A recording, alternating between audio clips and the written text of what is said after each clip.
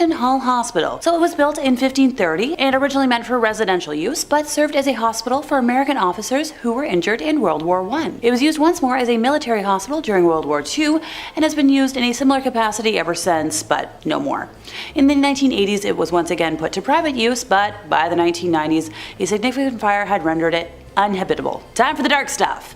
It's alleged that one of the male owners of the home sexually took advantage of and killed a young girl. Today, her presence has been reported by various people who were in the building. Many people claim to have seen the ghostly image appearing at exactly 4:30 a.m., since she's fond of standing at the end of staff members' beds in the middle of the night. Interesting that she chooses the 4 a.m. hour to appear, since 3 a.m. is usually the preferred time for spirits, since that's when the veil between our world and theirs is the thinnest. So this spirit has been blamed for the disembodied sound of sobbing around the building. The building is also said to have a resident gray lady, but information around her is a lot harder to find, so let me know in the comments if, there's any experts out there, because any ghostie with a missing story is super intriguing to me. In fourth place, we have the Trenton State Hospital, originally known as the New Jersey State Lunatic Asylum, later Trenton State, and now Trenton Psychiatric Hospital. It was the very first one founded on the Kirkbride Plan by activist Dorothea Dix, but it's more remembered for, its medical no-nos instead of its well-intentioned beginnings. Dr. Henry Cotton became the director of the hospital in 1907 and instituted treatments based on his own theories of mental illness. On the one hand, Henry, who had trained at Johns Hopkins under the eminent Swiss-born psychiatrist Adolf Meyer, had a very progressive attitude towards care for his patients. He did away with the mechanical restraints that so many other hospitals use to control patients, introduced occupational therapy,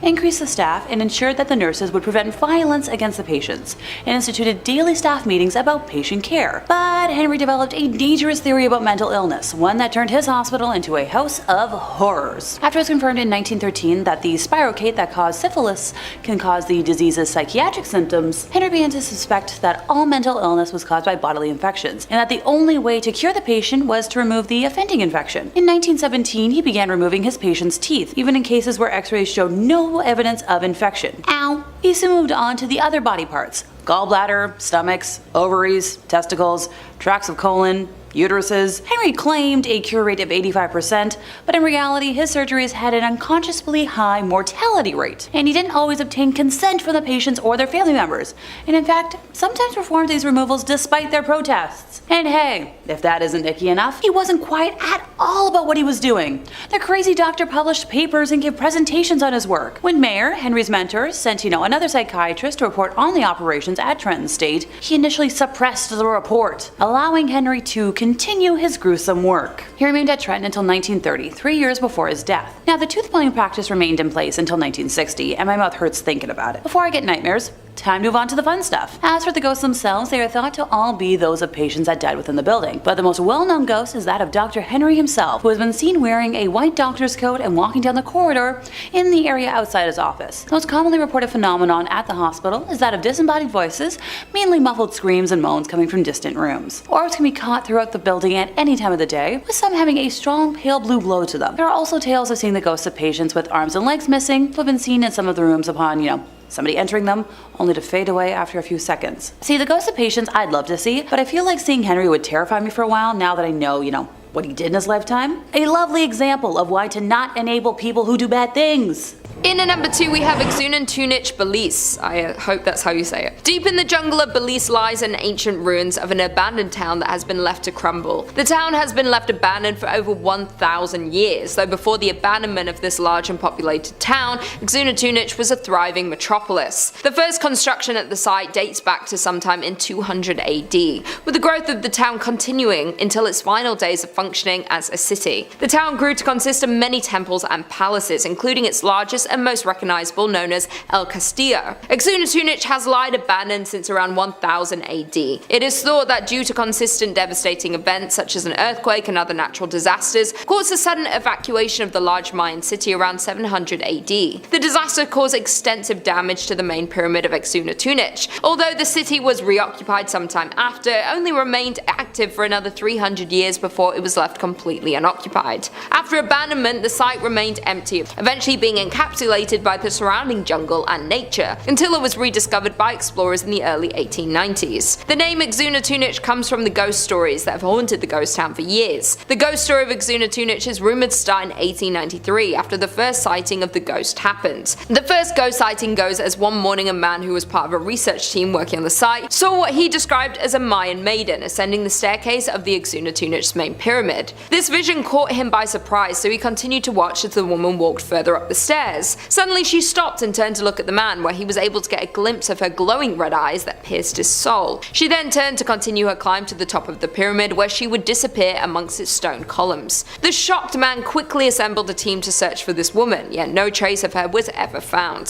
Since this sighting, countless more visitors have reported to also spot the ghostly maiden who haunts Xunantunich. She is always described to be ascending El Castillo's stairs. To this day, the sightings and reports from visitors continue. The ghost frequency is what gives Xunantunich its name, which translates to the Stone Lady in the Mayan language. Some believe that this Mayan maiden have formerly lived within the city many years ago. Others believe that she was a human sacrifice, trapped to relive her last moments of ascending to the top of the pyramid where her ritual would have been conducted. Then there are a few who believe her to be some sort of ancient godly spirit linked to the site and the Mayan culture. And finally, in at number 1 we have Calico, California. The ghost town of Calico can be found in California, midway between Barstow and Yermo. The beginning of the town started in 1875 and was built under the impression that there were prospects for silver in the Calico Mountains. But in the spring of 1883, many of the local miners left Calico when borax was discovered 3 miles east at Borate. Though Calico again boomed in 1884 as additional silver discoveries were made.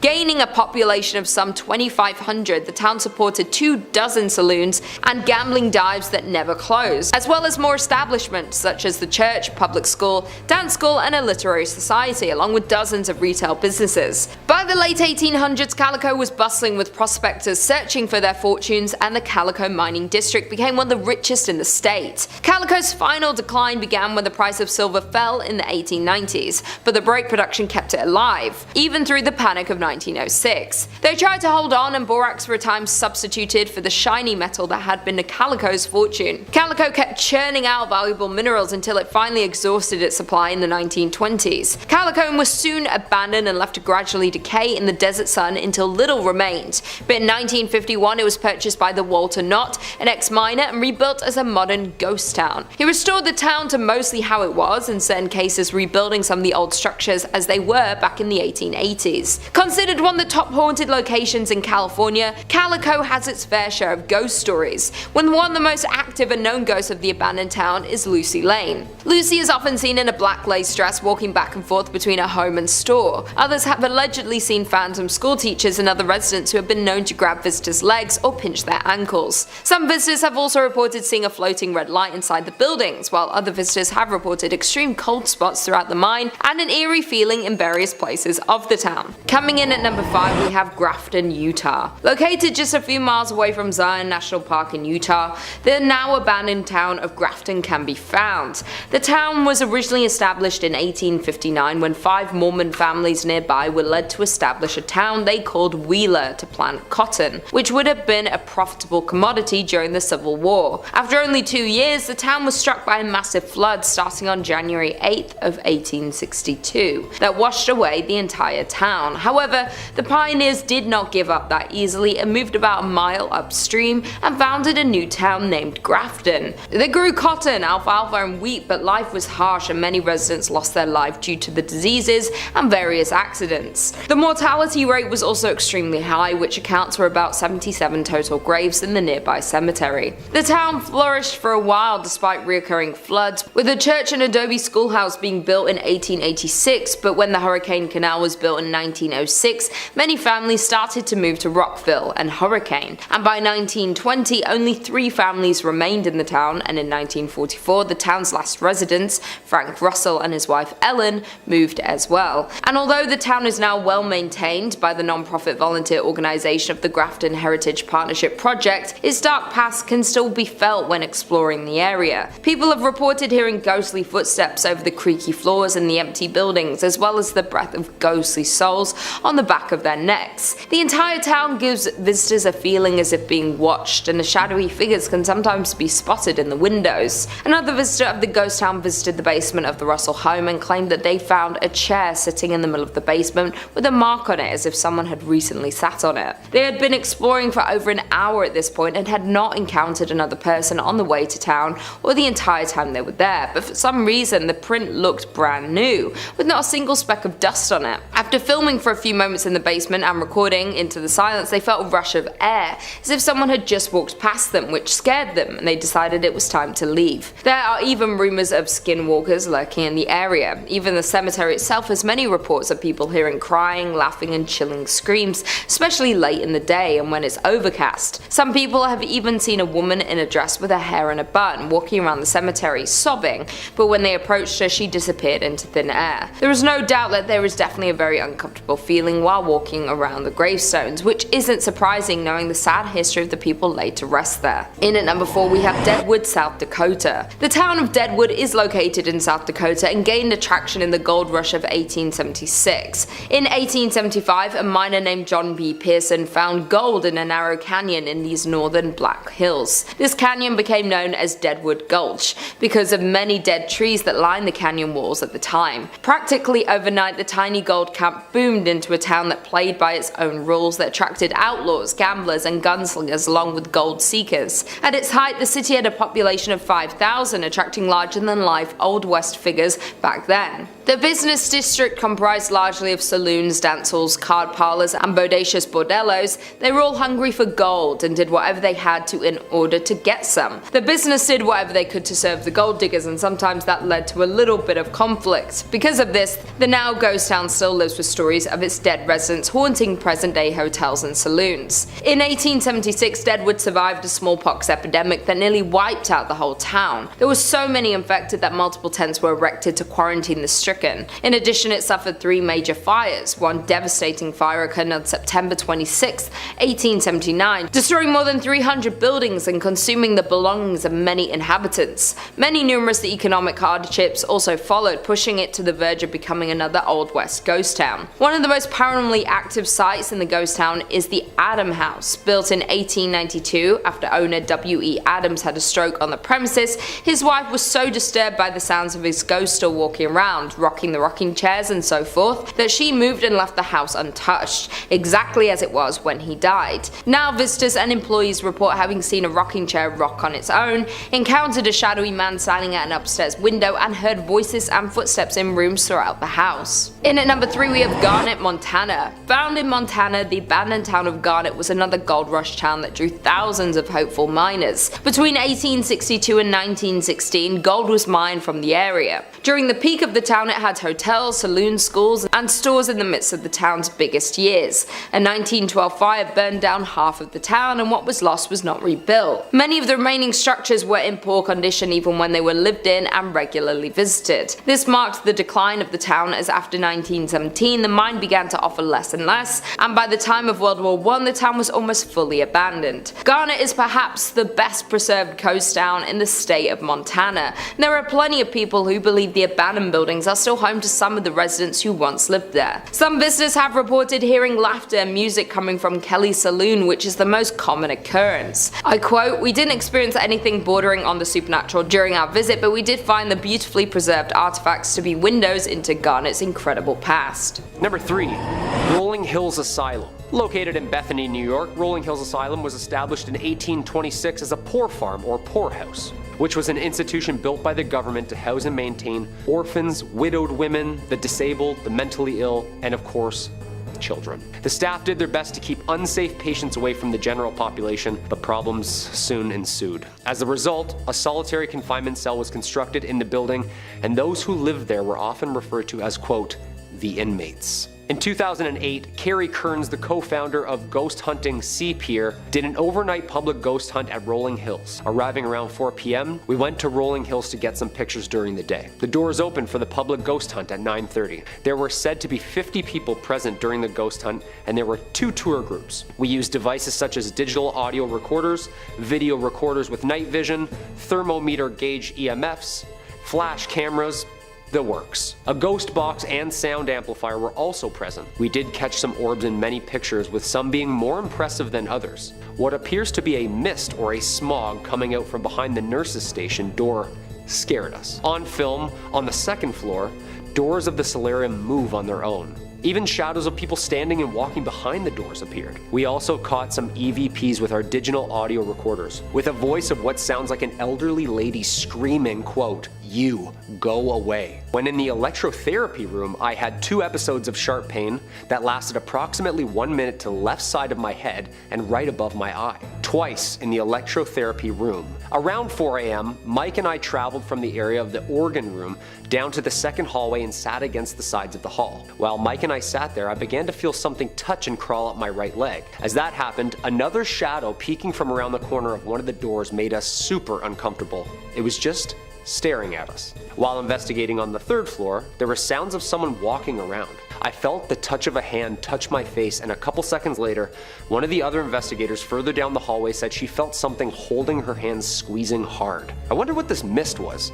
Sounds like some Ghostbusters plasma right there. Number 2, Pennhurst Asylum. In October 2019, Ripley's Believe It or Not spent a night at one of the most chilling and gruesome asylums that ever stood. Pennhurst Asylum in Pennsylvania has been called many things. Ghost Ward, the Crazy Kids, and of course, one of the most haunted asylums on Earth. The team spent a night and had this to say about its history and their experiences. Pennhurst's long history of misconduct of children, for example, used punishments such as the removal of children's teeth if they were labeled a biter. The employees' cruelty has been well documented over the years, and is that of Dr. Jesse G. Fear.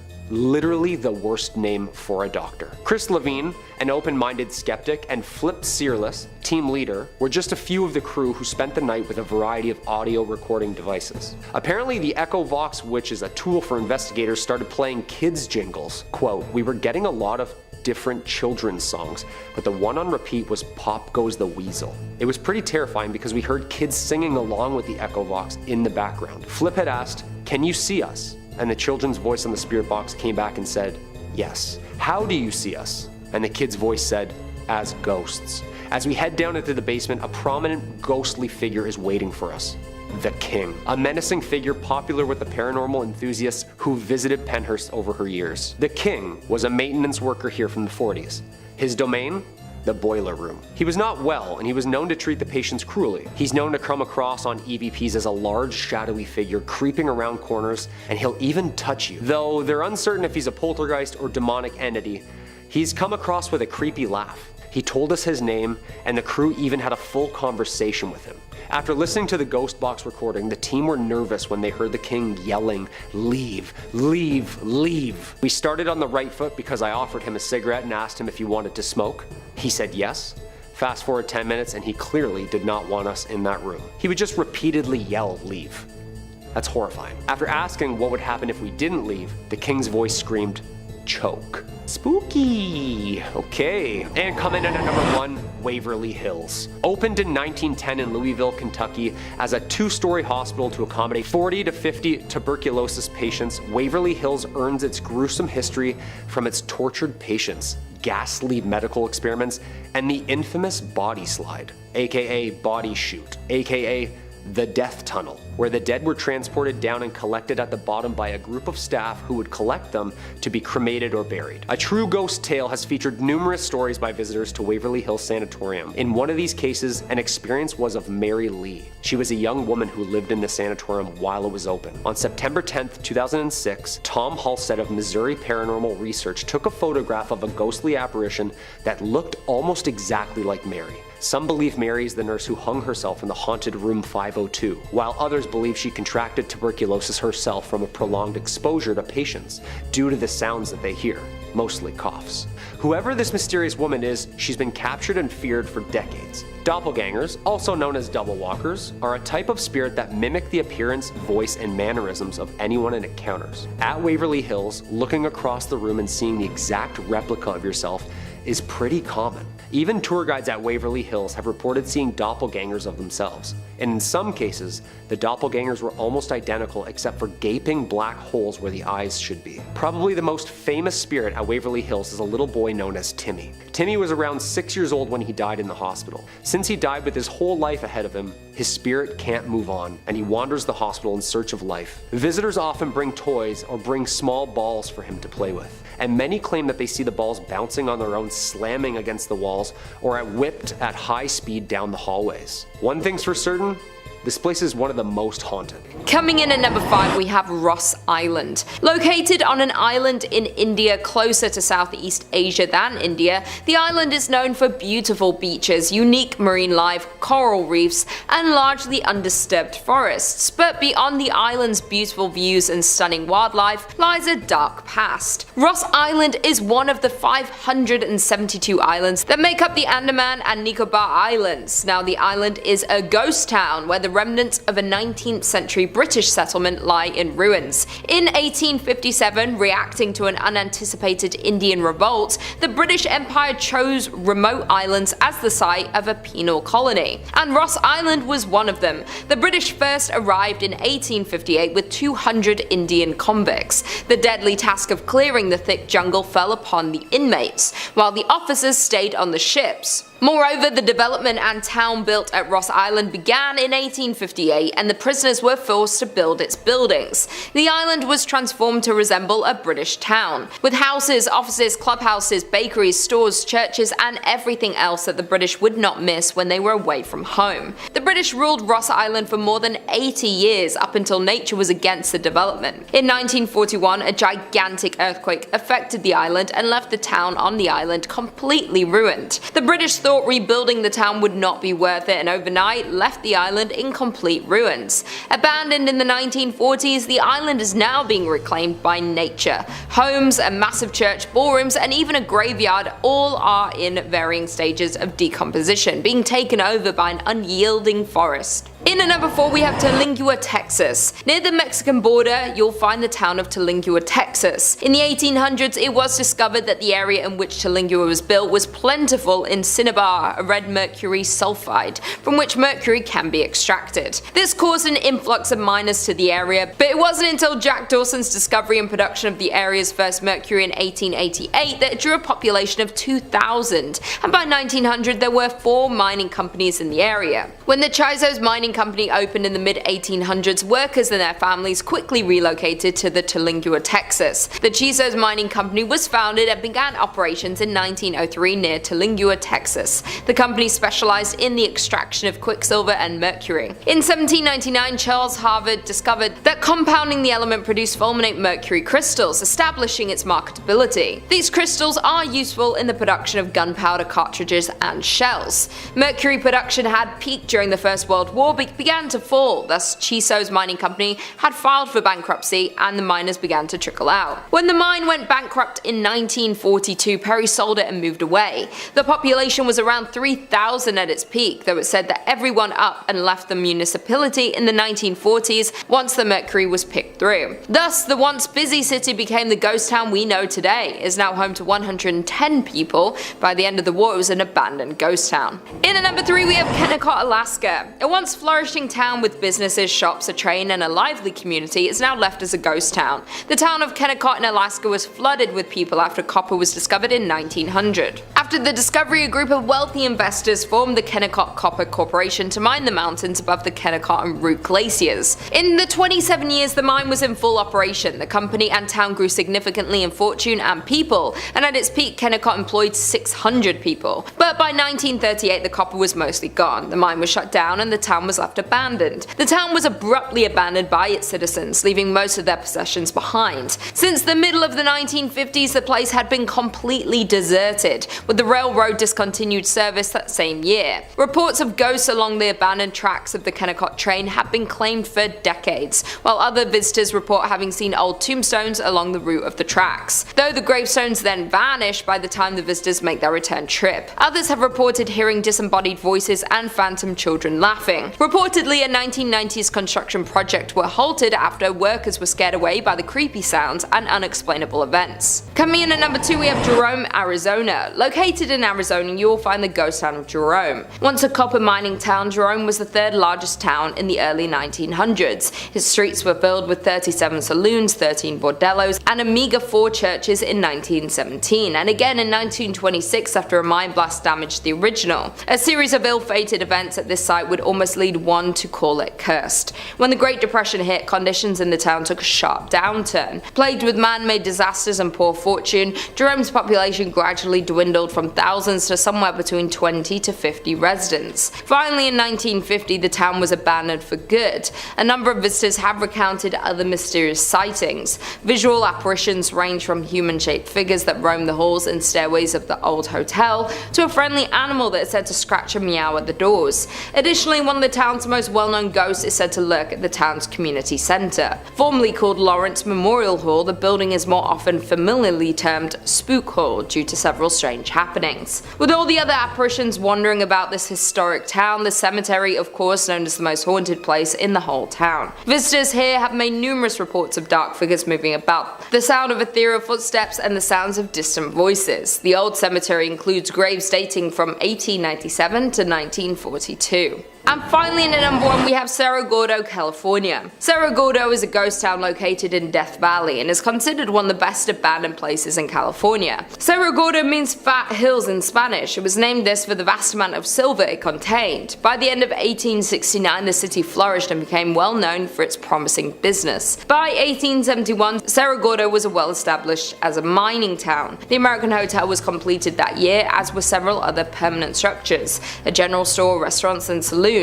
At its height, the town had 5,000 residents. In 1875, Cerro Gordo suffered a series of setbacks, necessitating the shutdown of its furnaces. These problems resulted from a scarcity of ore in the mine, which had lasted for several months, and the temporary drying up of its water supply. In addition, by late 1876, a fire accident happened through some of the mine buildings and the union shaft, and the furnaces were closed the following February due to the disaster. A more lethal blow was dealt by falling lead and silver prices, effectively ending this era of activity at Cerro Gordo. Because of all the tragedy that occurred in Cerro Gordo, there's been multiple paranormal investigations held at the grounds of the abandoned town. While the new owner of the town was purchasing it, he was warned that they might have some visitors hanging around, and by visitors they meant spirits. One of the now owner's ghost stories goes along the lines of, as he was walking toward the bunkhouse, he looked at the window, the curtain pulled to the side, and a little face poked out. Under the assumption that the contractors were staying in the bunkhouse, he asked when they were leaving, and he was told that they're gone for 2 weeks. So a little uneasy, he locked up the door and went for a hike. By the time he got back, the kitchen light was on, even with the lock still on the door. Coming in at number 5, we have Goldfield, Arizona. Being deemed as one of Arizona's most haunted places, we have the town of Goldfield. Founded in 1893, Goldfield was a promising land for gold mining. The town grew rapidly, gaining 1,500 residents during its first year. The space was quick to build businesses including stores, a blacksmith, a butcher, a brewery, and 3 saloons. Though the town of Goldfield met its fall just as quickly as it was built up. After 5 short years, the gold ran out and people began to dwindle, eventually leaving it fully abandoned, securing its ghost town status. Being classified as a ghost town doesn't necessarily mean a place is haunted by ghosts, but this is not the case for the Goldfield ghost town. There's plenty of documentation and investigations that point to Goldfield being a paranormal active ground. It is known that a mysterious figure lurks within the shadows of the Goldfield ghost town, Bordello. It is unclear who this spirit would have been in life, yet it is commonly believed he was once a miner who lived in the town. Unexplainable knocks and bangs are heard in the building, and some unfortunate visitors have been scratched. This activity is attributed to a dark character who's usually seen wearing a cowboy hat. Just on the horizon of the Goldfield ghost town sits a landscape made ominous by its name and the legend surrounding it. The Superstition Mountains are cloaked in mystery and at the center of many fables, making them notorious among the paranormal community. The Superstition Mountains carry many secrets, the most famous being the location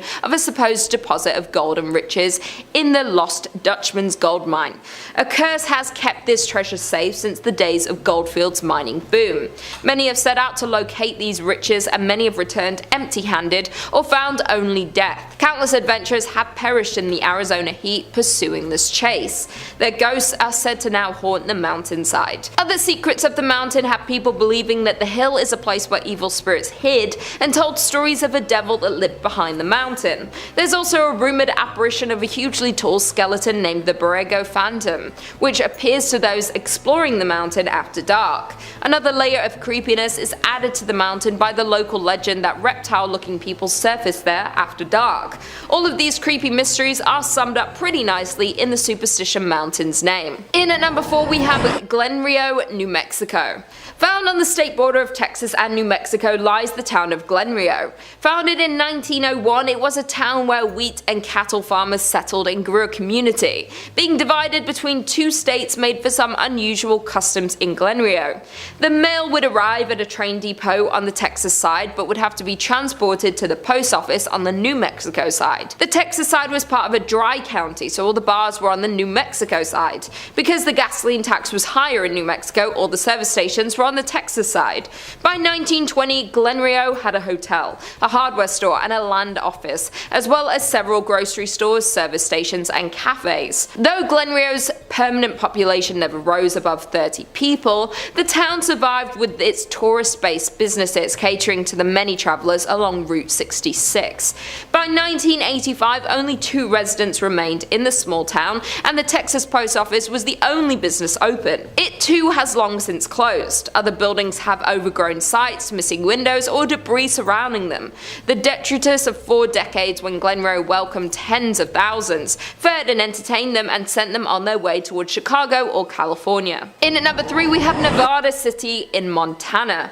Miners settled in Nevada City in 1963, along with establishing their homes and businesses in this new town. Located in southwestern Montana, the town is 1.5 miles from Virginia City. The town was thriving up until 1876 when the gold miners moved to other promising sites. In 1896, the Connery Placer Mining Company destroyed most of the city's buildings. The company dredged the gulch and later abandoned it, leaving heavy wooden barges. This abandoned town being haunted is old news, as the Nevada City Hotel is reported to be frequented by the apparition of a road agent who lost their life nearby, according to online sources. Visitors have also reported hearing footsteps in the hallways and seeing shadowy figures standing behind their reflections in mirrors. Additionally, the spirit of an older cowboy figure who never speaks but lurks in the hotel rooms and even sits at the bar in the Virginia City. Back when the hotel operated, guests also complained of a weeping woman, always in the same room, only to be told there was no guest in the room in question. Number 2 on this list is Danvers Lunatic Asylum. This asylum hosted a very select group, criminals.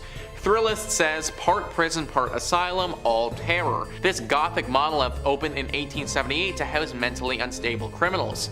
Thanks to the addition of the mentally handicapped, alcoholics, and plain old felons, it became so severely understaffed by the 1930s that patients' deaths were often not discovered until days later, when they were found rotting in some forgotten corner.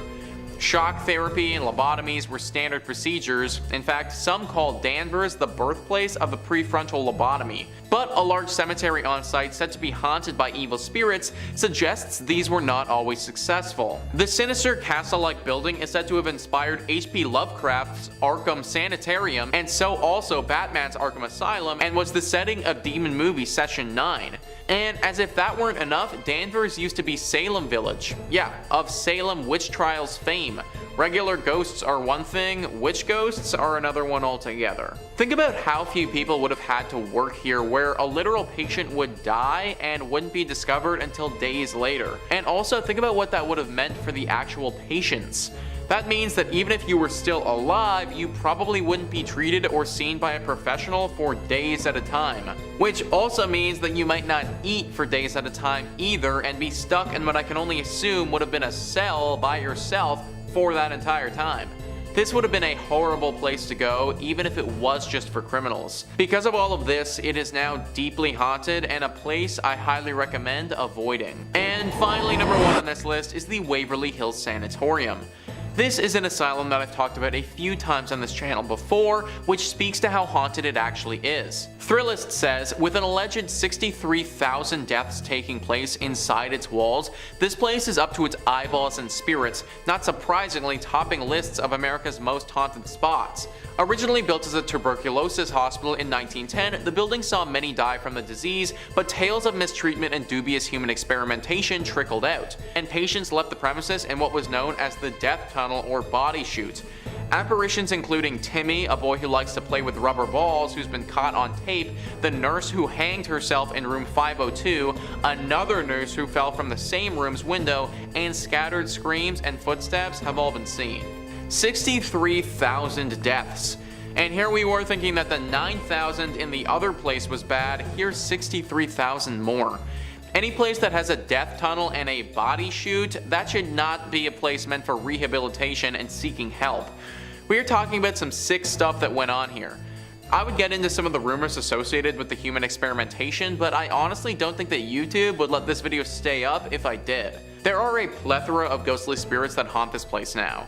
Dark spirits that have lost all sense of humanity and are more demon than spirit. This is a spot that must be avoided at all costs. Number 5. The Trans-Allegheny Asylum. Built in the Civil War era in West Virginia, this asylum was designed to house around 250 patients, but ended up housing more than 2,500 people. People locked in cages, lobotomized with ice picks, tied to the beds. It's safe to say that this place is a nightmare in itself. Since the asylum was briefly a Civil War military base and absolutely haunted to the core, people have spotted uniformed soldier ghosts strolling the corridors. Patients were previously admitted into the asylum for a variety of reasons, including asthma, laziness, egotism, and even greediness.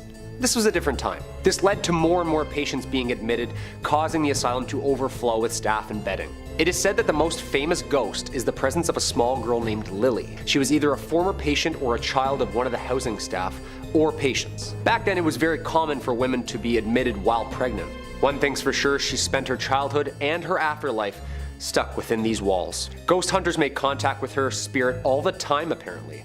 Staff members say that there are always toys strewn out on the 4th floor, and Lily's been known to move them around herself. Small balls rolling down the hallway on their own, running footsteps and voices can be heard playing with things on the floor. Lily is known for her loud laughter, as well as her interest in playing games with staff and visitors. Other experiences include dark shadows, objects moving on their own, disembodied voices and cries.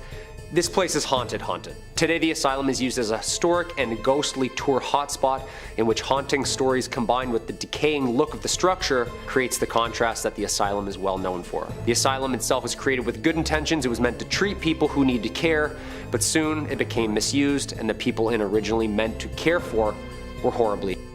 After closing its doors for good in 1994, they reopened to educate and tell the tales of the patients themselves who lived and died within these walls. Number 4. Danvers State Hospital. Located about 21 miles north of Boston, the hospital opened on May 1st, 1878, and the hospital's first patients arrived only days later. The inspiration for H.P. Lovecraft and Batman's Arkham Asylum due to its gothic look and its twisted patients. This asylum followed in the same footsteps of any classic mental asylum. It was only meant for about 500 patients, but ended up housing around 2,500. Low staff, no rooms, and of course treatments such as shock therapy and lobotomies. This asylum was the very first to operate the transorbital lobotomy, where an ice pick is inserted through the eye socket and into the brain. Ouch. The staff started to experiment with this new method on the elderly, mentally disabled, alcoholics, drug addicts, and insane criminals. The staff used treatments like shock therapy and lobotomies even when they didn't need to. Of course, due to the extreme methods of controlling patients and the push for science, patients started dying there, and their bodies were found days and months later. The cruelty just began. The doctors were using lobotomies to cure anything from daydreaming and backaches to delusions and depression. Visitors described how dirty the patients always looked, how they were creepily wandering the halls and sometimes even blankly staring off into space. Some of these patients weren't even suffering from anything, and the extremes of the treatments are what drove them insane. The asylum was of course shut down and its building demolished. Some patients left the asylum while others are spending eternity under its grounds. The asylum's buildings don't exist anymore, but its cemetery military does. Danvers State Hospital closed on June 24, 1992 due to budget cuts within the mental health system. And the 770 patients who died at Danvers were buried in the numbered lots on the property, with the hospital replacing traditional headstones with patient numbers. This is just one act of cruelty and dehumanization the hospital was known for. Number 3 on this list is Deception Island in Antarctica. Deception Island can be found just off the northwest Antarctic peninsula in the South Shetland Islands. The island itself is quite remote and can only be reached by ship. The island was once known for being the safest harbor in Antarctica and used as a sealing and whaling station, having interested Britain, Chile, and Argentina for a place of science and military, where Britain ended up using it as a military base, but not for long, as it was deserted when volcanic activity destroyed it in 1960. Today, Deception Island is a popular Antarctic tourism destination and a scientific outpost for summer research teams from Spain and Argentina. With a history rich in destruction and conflict, the horseshoe-shaped landmass can leave visitors with more than a touch of nostalgia and even the uneasy feeling that the island is true to its name,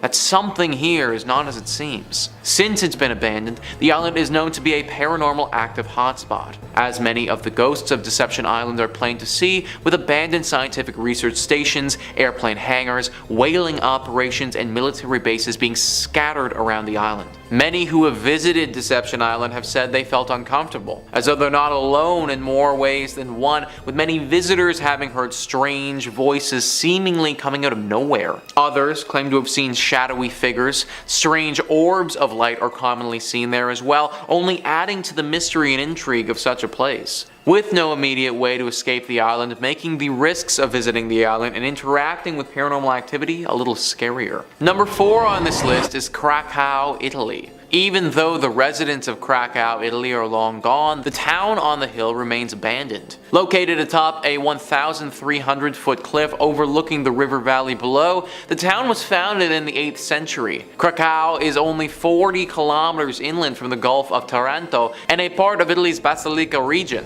The first written evidence of the town's existence shows that it was under the possession of a bishop named Arnaldo in 1060 AD. The town's oldest building, the tall Torre Normanna, predates the bishop's documented ownership by 20 years. The city emptied due to various natural disasters. In 1963, the people of Krakow, Italy saw its first substantial landslide, though life went on and the town kept on expanding. Then another tragedy hit. In 1656, the Black Death began to spread, where hundreds died and the population dipped. Though the town lived on, in 1972 a flood made conditions even more precarious. Despite living conditions being harsh and dangerous, as well as numerous bandit raids, there were still many residents who refused to leave their beautiful city. Though in 1980 an earthquake caused the town to be abandoned in its entirety. Now Krakow is effectively a ghost town, reduced to nothing but ancient ruins for half a century. It's an eerie look at a once thriving village that's now known as a ghost town. The oldest part of Krakow, built on solid bedrock, still remains standing. As beautiful as Krakow is, the land and location have proven not suitable for habitation. From its rich tragic history and frozen in time as a medieval town,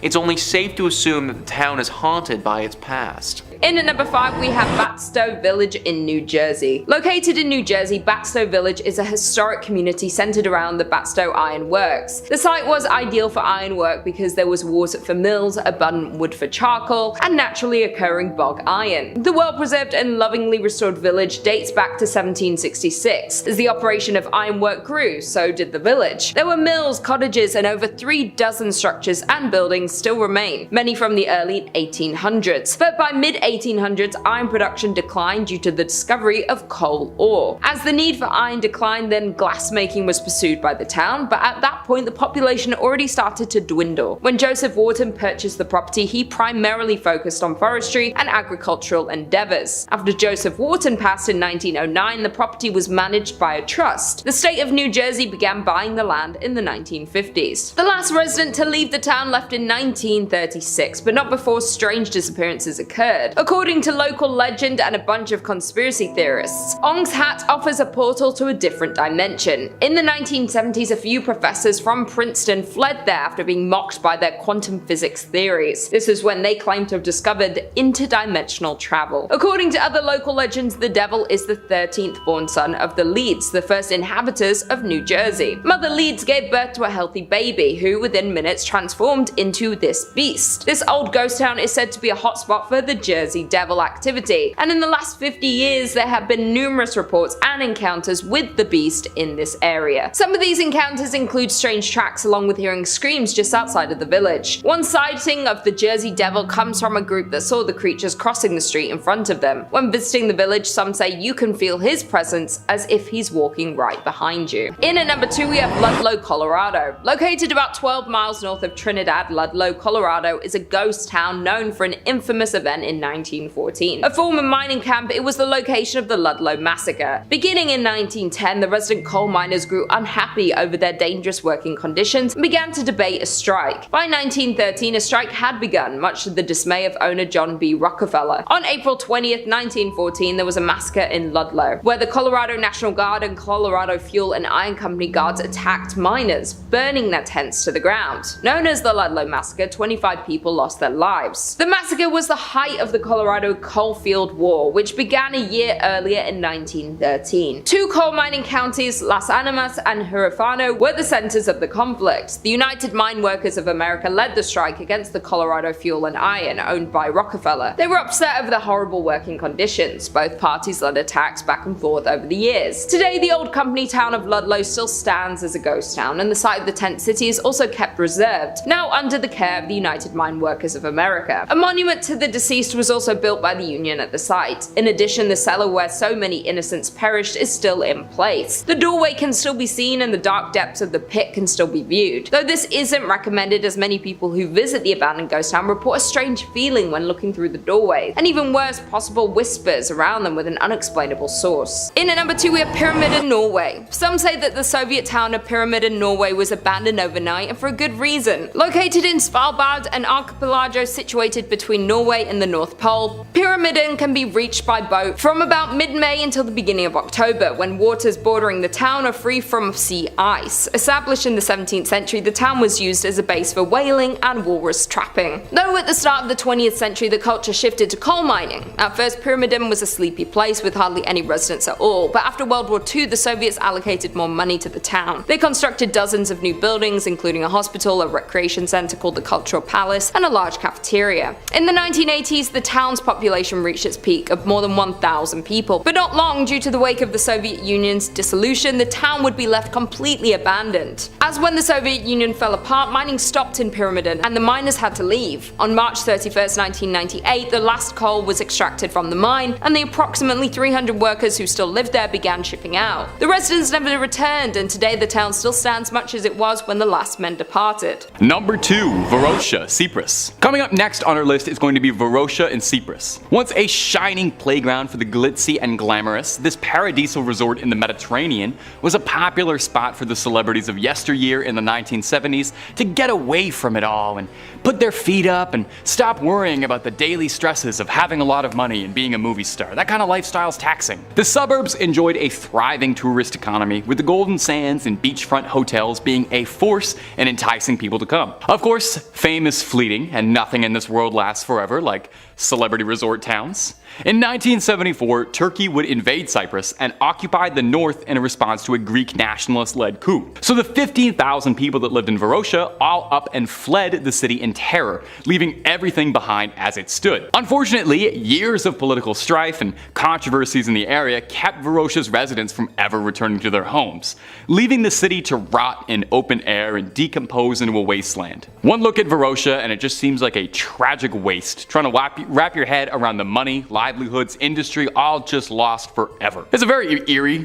feeling looking at the photos of Varosha, seeing the earth try to take the city back. Buildings crumbling, trees sprouting through the bottom floors of cafes and restaurants. Well, why not just go in, fix the place up a little, sweep up, clean it? Well, decades of neglect have done inconceivable damage to the infrastructure. The city has crumbled and wasted away so much that experts estimate that it would take upwards of $12 billion to make the decrepit city livable once again. began. So for the time being, it'll probably remain as a time capsule, frozen from better years where things were bright for this forgotten city. Number 1. Oradour-sur-Glane.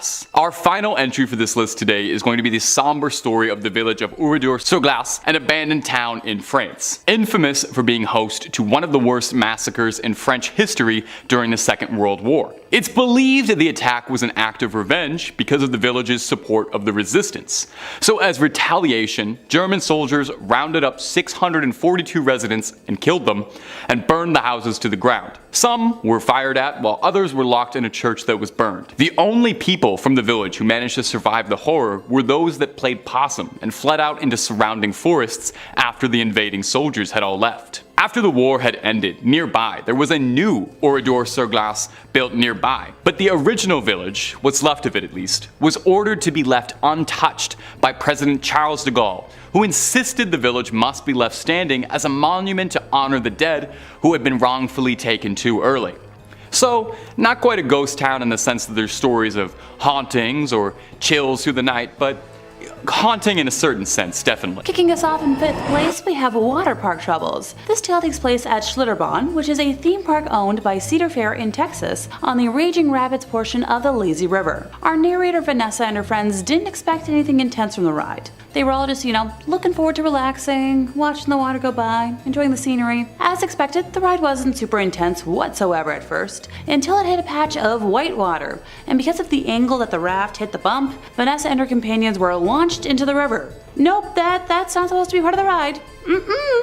And while the ride might have only been, 3 feet or so deep of water, I'm reminded of all the posters from my local pool growing up about how people can literally drown in a bathtub. So yikes. Vanessa described herself as entering a state of shock, feeling emotions ranging from fright to embarrassment, confusion, and panic. As she attempted to reach for the raft to pull herself back in, she realized she couldn't see her friends anywhere, and she was once again being yanked underwater. Panic had taken over as the main emotion by this point, and Vanessa found herself swirling around and around and around under the water. Thankfully, a nearby lifeguard jumped into action and was able to hoist Vanessa and her friends back into their raft, allowing them to enjoy the rest of the rapids in the intended fashion. I'm a little concerned about the lack of seatbelts on that ride since they were never mentioned, and I feel like that should be a thing, or like a weight sensor to stop the ride in event that, someone goes over. Oh, just me, okay. As a high point to this, somehow Vanessa managed to keep her glasses on throughout the entire ordeal. Go Vanessa! In 4th place, we have an urban legend from Canada's Wonderland. Time to move on to a Cedar Fair park that's a little closer to home. As someone who spends most of September through December at Canada's Wonderland every year, I just knew I had to include this ghost story in today's list. While Wonderland might be home to the scariest of scary monsters every October, the iconic Wonder Mountain is actually home to a ghostly spirit all year round. Construction of the iconic theme park happened between 1979 until 1981, with construction of the mountain alone involving a dozen local companies under Cincinnati engineer Curtis D. Summers. Now, while we don't know the name of our victim, one of the construction workers who was working on Wonder Mountain passed on the job, and for the most part, the details of his passing and specifics have been kept pretty secret. I tried. I promise I tried. This ghostie haunts the mountain to this day, specifically the Thunder Run ride. If the ride operators don't greet the area with good morning and good night at the beginning and the end of each operating day, the ride will malfunction and cease operations until given the proper respect. Honestly, I'm all for inviting the ghost to roam the park during Halloween haunt. What's the worst that could happen? An actual ghost over in Ghostly Pines or Spirit Manor would be so much fun to see. Oh, just my own opinion again?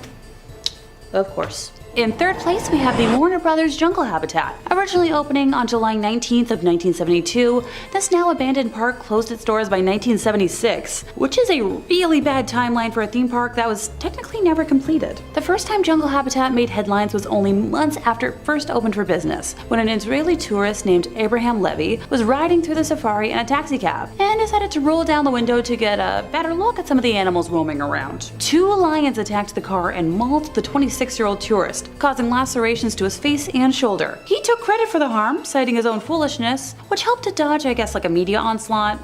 For the most part. By the end of the year, reports of animals escaping into the wilds of West Milford, which is where the park is located, were far too many in volume to be ignored. Besides the sightings of harmless animals like peacocks, there were numerous rumors spreading about dangerous animals such as a pack of wolves and a lion being being sighted along like local roads. Okay, look, I grew up in the land of moose, and I wouldn't want to see one of those on the side of the highway. I can't imagine seeing a lion on the side of one. These sentiments voiced way back in the day are identical to the rumors still running rampant today. Tales told by local residents who have, looked out into their backyards include wandering ostriches and a band of baboons running amok in the town's pharmacy. Guess they needed a prescription filled. Emus, baboons, and even wolves are just some of the uncaged critters which have been known to actually have escaped the park. I feel like I found the origins for the Night at the Museum franchise. On July 8th of 1974, a 68-year-old visitor from Long Island was grabbed by the trunk of a baby elephant, which then slammed her against a fence and bit her. The woman, her name's Elizabeth Ennis by the way, was later awarded $200,000 by a court. In an account in the New York Times, she claimed the elephant bit her on the right hand, and because of the trauma incurred by being slammed into the fence, she had persistent pain in her right side that prevented her from lifting heavy items. Her husband was awarded $5,000 for the loss of companionship. I'm just glad that's all that she went through. Goodness, elephants are pretty big.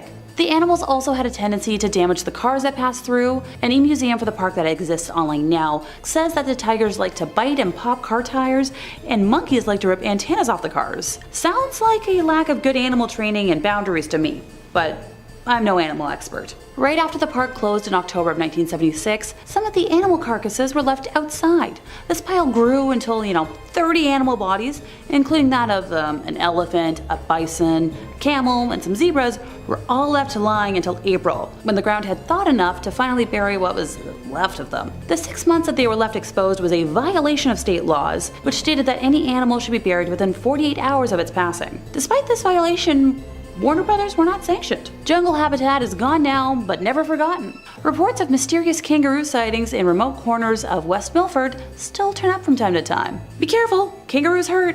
In at number 2 we have Cahaba Ghost Town. Alabama is home to many small towns. While some of these towns have very few residents, others are true ghost town because they've been completely abandoned. It's no secret that small abandoned towns give off an eerie vibe. As a matter of fact, one Alabama ghost town in particular that fits the bill is Old Cahaba. The small town of Old Cahaba is located in Dallas County. From 1820 to 1826, this small town served as Alabama's first state capital. Before the Civil War, Cahaba was a busy trade city located at the junction of the Alabama and Cahaba rivers. Over the years, floods and decay have affected this historical town. Thus, by 1900, the town was completely abandoned. Today, Old Cahaba is Alabama's most famous ghost town. Many buildings still stand, like the church, schoolhouse, and some houses. However, they have been left untouched for decades. You can still walk the streets of Cahaba and see the ruins and abandoned buildings, but make sure to keep your eyes peeled for the ghostly orbs that have been reported to appear in the garden maze at the home of C.C. Peggs. Additionally, many locals share similar ghost stories from the ghost town. While it's known that Cahaba is filled with paranormal activity,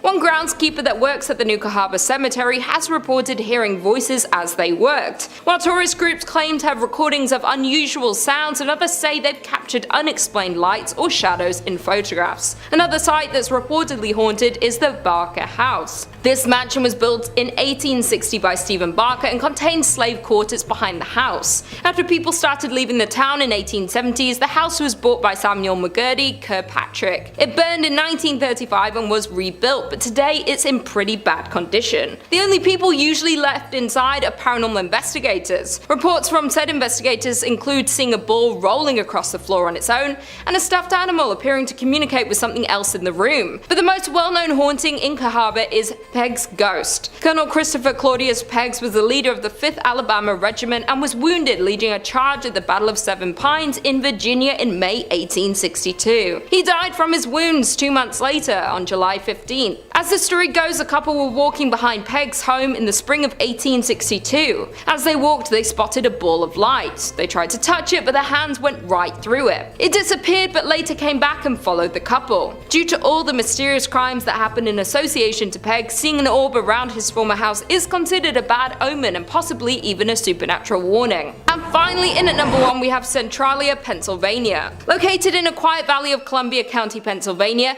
is one of the state's least likely and least publicized tourist attractions. Centralia, Pennsylvania once thriving with 14 active coal mines and 2,500 residents in the early 20th century. But by the 1960s, its thriving business and population hit a decline, and most of its mines were abandoned. Still at that point, over 1,000 people still resided in the town, and Centralia was far from dying until a coal mine fire began below. In 1962, a fire started in a landfill and spread to the never-ending coal tunnels that miners dug thousands of feet below the surface. And despite repeated attempts to extinguish the flames, the fire still burns to this day. 20 years after the fire started, however, Centralia, Pennsylvania began to feel the effects of its underground fire, as residents started passing out in their homes from carbon monoxide poisoning. The trees began to die and the ground turned to ash. Roads and sidewalks began to buckle. But some residents didn't want to leave despite the health risks, and for the next 10 years legal battles and personal arguments between neighbours became the norm. The local newspaper even published a weekly list of who was leaving. Finally, Pennsylvania invoked eminent domain in 1993, by which point only 63 residents remained. Officially, they became squatters in houses they had owned for decades. In 2013, the remaining residents, which were fewer than 10,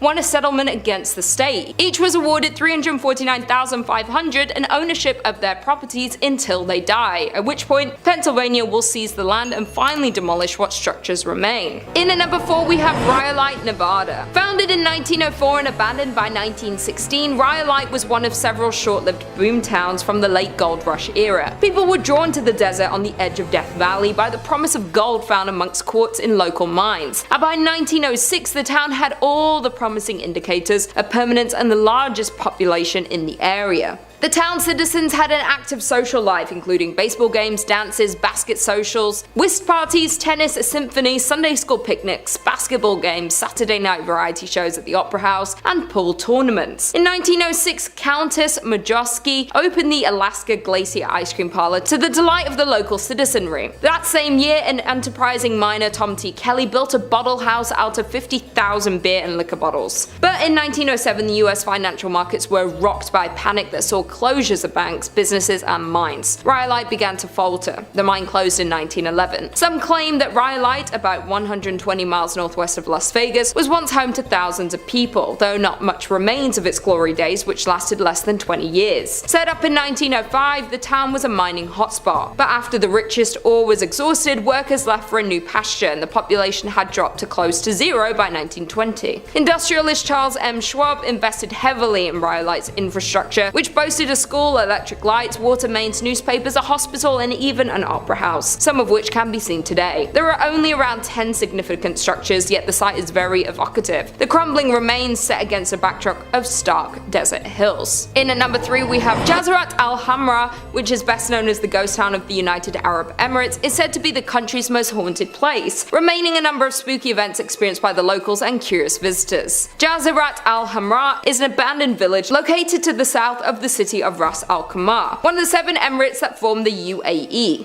The coastal territory is the region's best example of a pre-oil village, displaying 3 distinct types of early and mid-20th century Gulf architecture. The town of Ras Al Khaimah is the crumbling remains of a once thriving fishing village. The name translates to Red Island for the red and bronze colour of the sand on which the town was built. The former tidal island was predominantly home to the Zab tribe, who by 1831 developed the area into a renowned pearling trade centre, was home to over 4,000 inhabitants and dozens of fishing and trading ships, and with its good fortune came expansion that continued well into the start of the 20th century. But by 1968, Jazirah Al Hamra became nothing more than an abandoned town, due to a clash between the tribe and Sheikh Saka bin Mohammed of Ras Al Khaimah due to some unclear reasons. Thus, most of them migrated to Abu Dhabi. The village consisted of 334 buildings, including 18 shops and 11 mosques, and is nearly unchanged since its people left in 1968. Jazirah Al Hamra, now filled-in patch of land in the south of Ras Al Khaimah, remained abandoned and untouched. However, rumor has it that this extraordinary quiet and silent village is extremely haunted by the jinns. People even gossip that they can hear the strange noise and disembodied voices near the beach of this ghost village. Many visitors also assert that they felt uneasy, like danger was lurking, waiting for them when they pressed on further into the haunted village. Some of them even claim to have reported seeing unexplainable handprints on the ruined pillars and walls, and experienced many more paranormal things within this haunted ghost town. Number 2 on this list is Pripyat Amusement Park. Pripyat is a town that we've talked a lot about on this channel already. In fact, it was recently featured in a video where we looked at the top 5 mysterious towns that are completely abandoned. Pripyat is a ghost town in northern Ukraine near the Ukrainian and Belarus border. It was named after the nearby river Pripyat and was founded in 1970. Right in the town is a small amusement park that once looked quite fun and had plans to grow into a big Ukrainian park that people might flock to. Those dreams were never realized though, and now it sits in complete and utter disarray. Those dreams were never realized because of the horrible accident that occurred in 1986. You see, the town of Pripyat was basically established to serve the Chernobyl nuclear power plant. When it was first built, it was a closed town basically only for the workers of this place, but it grew and grew as time went on, and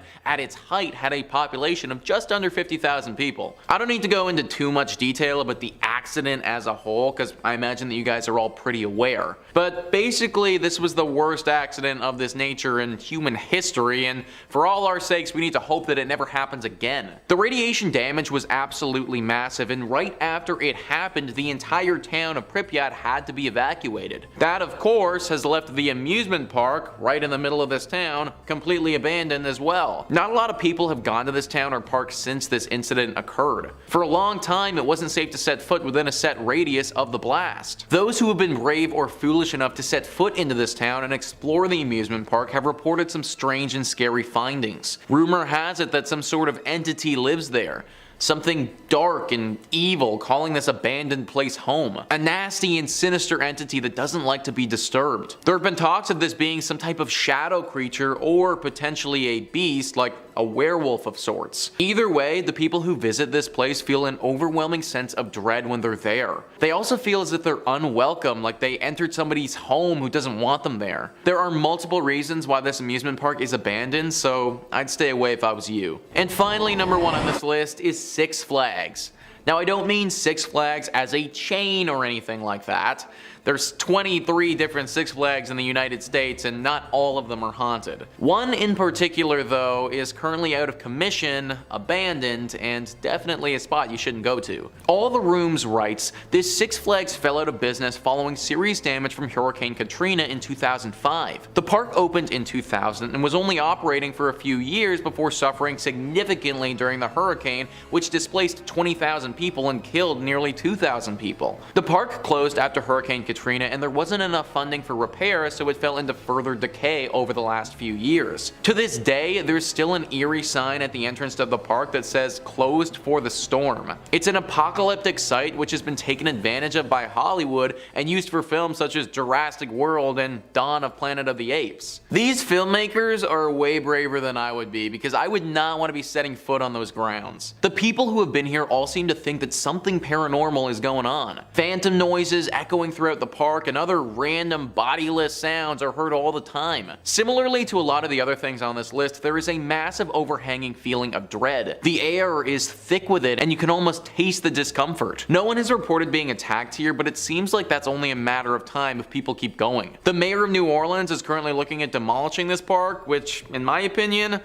probably for the best. Number 5, the Warner Brothers Jungle Habitat. Originally opening on July 19th of 1972, this park closed its doors by 1976, which is a really bad timeline for a theme park that was technically never completed. The first time Jungle Habitat made headlines was only months after it first opened for business, when an Israeli tourist named Abraham Levy was riding through the safari in a taxi cab and decided to roll down the window to get a better look at some of the animals roaming about. 2 lions attacked the car and mauled the 26-year-old tourist, causing lacerations to his face and shoulder. He took credit for the harm, citing his own foolishness, which helped to dodge a media onslaught. Well, for the most part. By the end of the year, reports of animals escaping into the wilds of West Milford were far too many in volume to be ignored. Besides sightings of harmless animals like peacocks, there were rumors spreading about dangerous animals such as a pack of wolves and a lion being sighted along local roads. These sentiments, voiced 28 years ago, are identical to the rumors still running rampant today. Yep, you heard me, today. Tales told by West Milford residents who have looked out in their backyards include wandering ostriches and a band of baboons running amok in the town's pharmacy. Emus, baboons, and even wolves are just some of the uncaged critters which were known to have escaped the park. I feel like I found the origins for the Night at the Museum franchise. On July 8th of 1974, a 68-year-old visitor from Long Island was grabbed by the trunk of a baby elephant, which then slammed her against a fence and bit her. The woman, Elizabeth Ennis, was later awarded $200,000 by a court. In an account in the New York Times, she claims the elephant bit her on her right hand, and because of the trauma incurred by being slammed into the fence, she had persistent pain in her right side that prevented her from lifting heavy items. Her husband was awarded $5,000 for loss of companionship. So the animals at the park also had a tendency to damage the cars that passed through. An e-museum for the park says that tigers like to bite and pop car tires, and monkeys like to rip antennas off of cars. Sounds like a lack of good animal training and boundaries to me. So right after the park closed in 1976, some animal carcasses were left outside. This pile grew until 30 animal bodies, including that of an elephant, a bison, a camel, some zebras, were all left lying until April, when the ground had thawed enough to finally bury what was left of the bodies. The 6 months that they were left exposed was a violation of state laws, which stated that any animal should be buried within 48 hours of its death. Despite this violation, Warner Brothers was not sanctioned. Jungle habitat is gone now, but not forgotten. Reports of mysterious kangaroo sightings in remote corners of West Milford still turn up from time to time. Number 4, Under the Sea Gone Wrong. Disney's River Country was the first water park at Walt Disney World, and possibly the first themed water park ever. Look, as much as I love Disney World, and I'm mentally planning my next trip back, I'm here to call a spade a spade. Some consider River Country to be the first water park anywhere, but that depends on how you define a water park. Yes, River Country opened almost a year before Wet n Wild in Orlando, but there were public pools and lake parks with water slides and other aquatic play equipment long before River Country opened. So just as Disneyland had reinvented the amusement park 21 years earlier, River Country reinvented aquatic recreation. The water park's grand opening was on June 20th of 1976, and on Thursday, August 28th of 1980, a sad Associated Press story appeared in newspapers throughout North America. It was reported that a rare but deadly disease caused by an amoeba found in Florida freshwater lakes had claimed its 4th victim, a New York youngster who had spent his vacation swimming at River Country. The disease, amoebic meningoencephalitis, attacked the nervous system and brain. You don't want to know how many tries it took me to say that. The youngster died after the amoeba entered his nose, went through the nasal passage, and attacked the nervous system, including the brain. Investigators from the U.S. Center for Disease Control in Atlanta and the New York Health Department pinpointed River Country as the source of the amoeba after the parents reported that the amusement park was the only place where he went swimming. So photos and maps of River Country show that the park had 2 bodies of water. The smaller one was a clean, clear swimming pool. The larger one appeared to be a natural cove, completely open to Bay Lake, which is the largest natural lake at Walt Disney World. At some point in the 1990s, Walt Disney World banned swimming in its lake. The 1995 map of Walt Disney World still included the resort's beaches under the swimming section, whereas the 2000 edition made it clear that the beaches were strictly for sunbathing. But River Country stayed open. There was never another death from amoebic, very long word that I'm not going to try and say again, linked to River Country. But there were 2 drownings, one in 1982 and the other in 1989. So River Country had its normal seasonal closing at the end of the 2001 season, but when the time came for it to reopen for the 2002 season, it didn't. River Country never reopened. Number 2 on this list is the Ospedale Psichiatrico di Volterra. This abandoned lunatic asylum is located in Italy. All That's Interesting says the asylum at Volterra was meant to be a sort of haven where patients could roam and do as they pleased. There were shops, a gardening company, and a judicial section which became known as the Fairy Pavilion. But the hospital's idyllic objective was sidelined after the facility became overcrowded. By the 1960s, the Ospedale Psichiatrico di Volterra was one of the country's most populated hospitals with more than 6,000 patients. This was largely due to how easy it was to be committed to the hospital, and patients were admitted on the faintest signs of depression to accusations of moral transgressions. The facility was run like a prison, with nurses being referred to as guards or supervisors. Patients were treated like inmates and often sedated or isolated. The cures they were given included electroshock treatments, insulin-induced comas, and ice tank submersions. Patients at the Volterra facility suffered immensely until the hospital was abandoned in 1978 following the passage of the Poveglia law, which mandated the closure of all mental hospitals in Italy. I didn't even know that ice tank submersions or insulin-induced comas were a real thing. I just thought stuff like that existed in shows like Stranger Things, but that actually happened. Last I checked, an insulin-induced coma isn't gonna help anyone with schizophrenia. Number 1 on this list is the Willard Asylum. Once again, guys, we have an asylum who initially wanted to help people but ended up doing the exact opposite. All That's Interesting says Willard was a state-of-the-art facility that featured a gymnasium, arts and craft classes, a movie theater, and even a bowling alley. It was meant to be a place where people living with mental illnesses could either devote themselves to their recovery or live in a safe and active environment. One of the hospital's main missions was to treat patients with the goal of preparing them to rejoin society. Despite this ideal, the hospital fell victim to the incomplete ideas and harsh treatments of its day. Patients were still subjected to electroshock therapy and ice baths, and some patients were kept at the asylum until their deaths. Many were buried under unmarked tombstones that still dot the abandoned asylum's grounds. The hospital was finally shut down in 1995. Perhaps most tragic about the asylum's history, however, was the discovery of hundreds of suitcases that were found cataloged in the hospital's attic upon its closure. These were the belongings of patients who died in the hospital and were unclaimed by next of kin.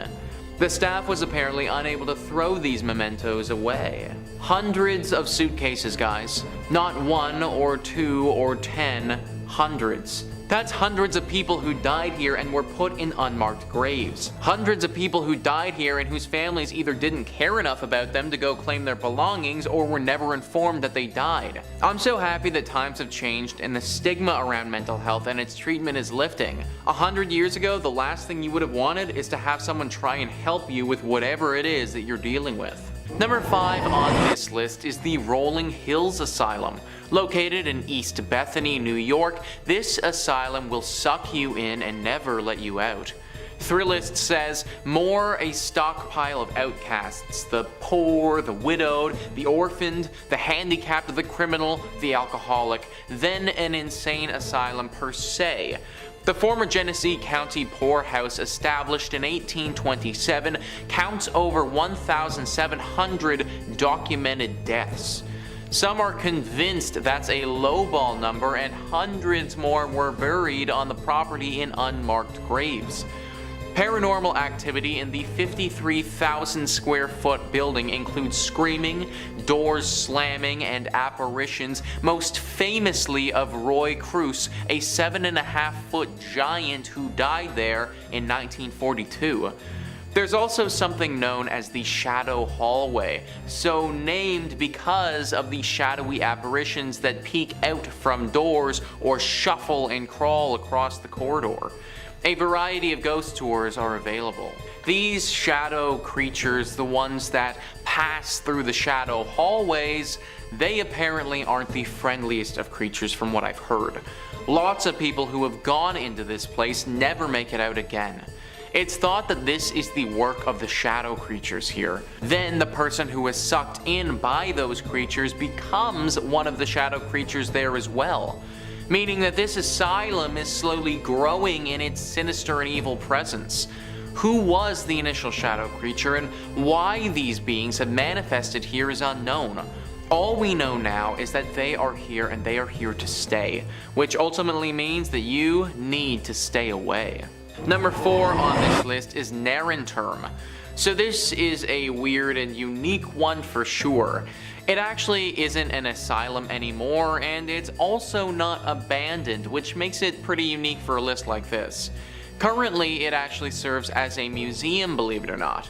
Thrillist says it's unclear what's worse, the surely morbid history that took place in Vienna's Fool Tower, Europe's first insane asylum built in 1784, or its current use, the Anatomical Pathological Museum, which features more than 4,000 graphic, gruesome abnormalities, jars full of deformed fetuses, and sickening wax models of untreated STDs.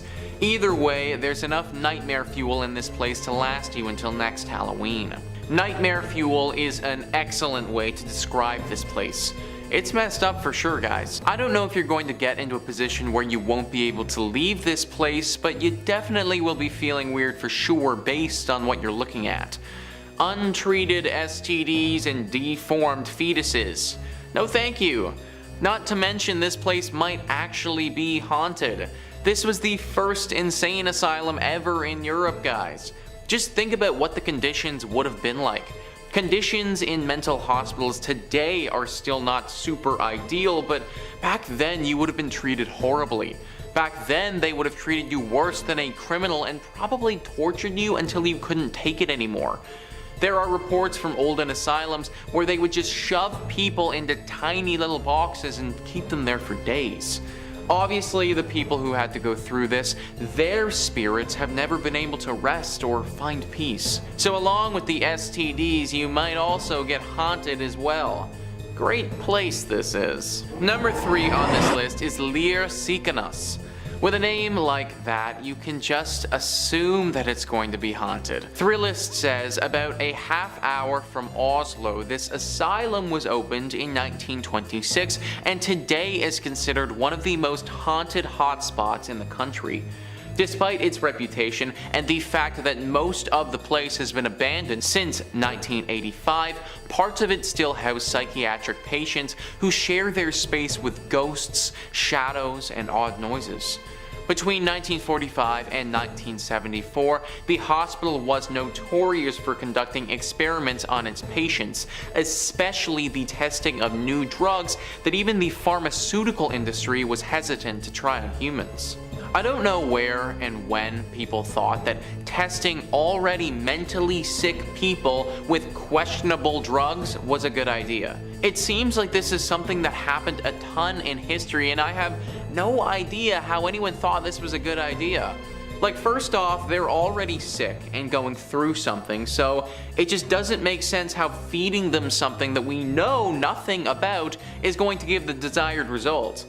The people who used to do this had to know it was wrong because the patients at this hospital weren't really given any choice in the matter.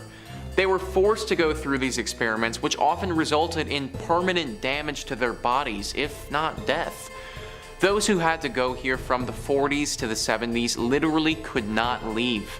They were stuck here, and they just had to pray that they didn't get the worst of the experiments. Thank your lucky stars that you didn't have to go to this place during this time, or you would never be able to get out. Number 2 on this list is the Poole Park Asylum. This asylum in Wales has been abandoned for over 3 decades now. Atlas Obscurus says, like any good abandoned asylum, damp, dilapidated, and deathly silent. The estate of Poole Park began as a deer park for the nearby Ruthin Castle. Following its time as a hunting ground, the property was passed between a series of wealthy landowners. The elegant mock Tudor-style manor house that still stands today was constructed in 1862 for the second Lord Bagot. In 1937, the house was sold to the North Wales County's Mental Hospital, which was in need of a second location to house overflow patients from the nearby Denbigh Insane Asylum. Poole Park held 87 patients at capacity, but in times of need had as many as 120. For a brief stint of time during World War II, the grounds also held a prisoner of war camp. Today, the solid wooden floors and intricate wood paneling have rotted due to water damage. The house has been looted for lead and copper, and its ceilings are dripping water and shedding plaster. You'll be hard-pressed to find an intact window. This was a smaller asylum than some of the other ones on this list, but don't take that to mean that it wasn't as bad or brutal. People suffered here, just as much as in the bigger asylums. It was just a bit more personal here, considering there weren't that many people. It also wasn't just mental patients who suffered, but as you can probably imagine, the prisoners of war didn't fare too well either. There were definitely a few disappearances, if you will, during that time of the asylum's life. Now, people are free to come and go as you wish, considering the asylum is abandoned, but there are a few ghosts that are fully trapped here. These ghosts are of mental patients and war vets alike, and they are forever bonded to this place, forced to live in this horrible purgatory. You probably don't want to visit this place for fear that they could keep you there with them. And finally, number 1 on this list is the Creedmoor Psychiatric Center, Building 25.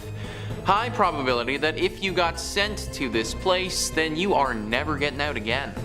Atlas Obscurus says, opened in 1912, Creedmoor State Hospital was initially the farm colony of Brooklyn State Hospital, now Kingsborough, with 32 patients who worked the farmland as part of their treatment. Like many other similar institutions, over the first half of the 20th century, the population at Creedmoor rapidly expanded before deinstitutionalization occurred beginning in the 1950s, at which point the hospital shrank from 8,000 to 500 patients in the span of only 4 decades. The 1970s were a rough time for the hospital when crime infested the campus. 3 assaults, 22 violent assaults, 52 fires, 130 burglaries, 6 people taking their own life, a shooting, and a riot occurred within 20 months of each other. It was around this time that Building 25 was abandoned. Never sold off or demolished, it has been rotting on the hospital grounds since it was vacated in the early 1970s. Yeah, so with everything that went down here, I think it's pretty clear that if you got sent here, odds were not in your favor. These were all things that happened outside of the asylum too. Inside the asylum with the patients and everything, you had the same sick experiments and treatments going down as some of the other ones on this list. Thank goodness it closed down and it isn't operating anymore. Coming in at number 5, Poveglia Island, Italy. At first glance, Poveglia Island may seem like a picturesque Italian island. However, it is actually home to one of the scariest haunted hospitals in the world. For more than 100 years, beginning in 1776, the island was used as a quarantine station for those suffering from the plague and other diseases, and later as a mental hospital. The hospital itself was an absolute nightmare, with one doctor in particular being known for performing cruel experiments on patients, oftentimes with no anesthetic, sanitization, or even respect for keeping the patients alive. Now, some reports say that karma got to the doctor, and he in turn began to suffer from all the tortures of the dead, because he eventually flung himself from the hospital's bell tower, killing himself in hopes of freeing himself. The hospital was met by a lot of death, with it rumored that 50% of the soil there is human ash. As you would expect, the island is now home to some terrifying paranormal activity, with people risking their own safety to explore the abandoned hospital, but those that do often leave shaken, claiming they felt watched. Some even claim to have seen shadows that followed them around the place, heard voices, or seen things move by themselves. Very creepy indeed. Coming in at number 4, Trans-Allegheny Lunatic Asylum, West Virginia. Also known as the Western State Hospital, this was a Kirkbride psychiatric hospital that was in operation between 1864 to 1994 in West Virginia. Now, this asylum, like the rest of our list, has quite the reputation due to the barbarism that took place at the hospital. Not to mention, it was also one of the most popular haunted hospitals in America for that very reason. Now, prior to the construction of the hospital, its grounds saw a lot of bloodshed, with Civil War soldiers being killed on the grounds, even before the building was fully erected. Originally designed to house 250 patients in solitude, the hospital holds 717 patients by 1880, 1,661 in 1938, and over 1,800 in 1949. At its peak, 2,600 in the 1950s in overcrowded conditions. Trans-Allegheny quickly became home to more violence than anyone could have ever imagined over the course of the next century. At the height of its use, the asylum became infamous for being home to staff abuse and having incredibly violent patients who were often left unattended. Now, it seems as though the former asylum has some ghostly residents, including that of a young girl named Lily, who died alone just wanting to play with someone. Another ghostly denizen is Ruth, a woman who was placed in Trans-Allegheny due to being so violent. To this day, she still seems to have a vendetta against people, with many claiming to be attacked by unseen hands that allegedly are her own.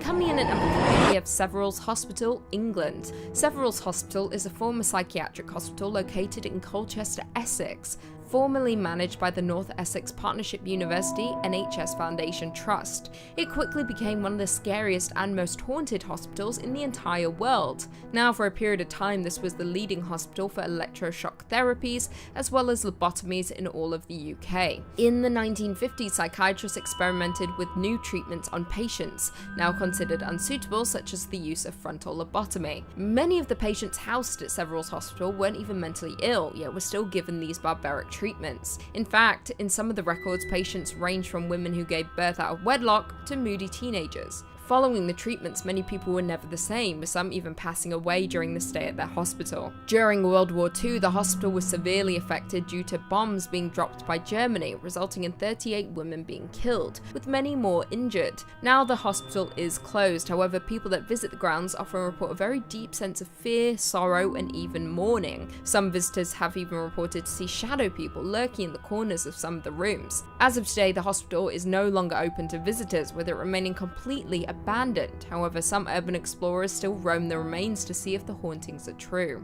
And finally, in at number 1, we have Helltown, Ohio. The abandoned town known as Helltown can be found in the Cuyahoga Valley in Ohio. There sits an eerie, deserted town known by locals to be haunted. No people live in the area anymore, though there are still remnants of the lives of former residents left behind. The whole town is surrounded by hazardous roads that seemingly lead to nowhere. Locals believe this was done to confuse any wandering explorers. But the Helltown Church seems to have inspired the town's ominous name. The tiny white church is in the center of Helltown and is central to all local theories. Some say the church was a place of worship for practicing Satanists who still lurk around the closed-off roads, hoping to recruit unwelcome visitors. Others believe the town was evacuated after a chemical spill that resulted in bizarre mutations of the residents and animal population. The legend of the Peninsula Python stems from this theory. There even sits an abandoned school bus in the town with legends of its own. The story goes that the bus was carrying a group of high school students who were going to one of the ski resorts near Boston when an elderly woman flagged down the bus. She was in a panicked state and explained that there was a young boy in her house who was seriously hurt. The bus driver, in an attempt to help, turned down her driveway and drove into the woods hoping to help the boy. When the bus approached the house, Satan worshippers swarmed it and sacrificed all those on board. The bus sat back there for over 30 years, standing as a warning to all who decide to venture into Helltown. A local paranormal investigator set out to research the abandoned town, and to his surprise, what he discovered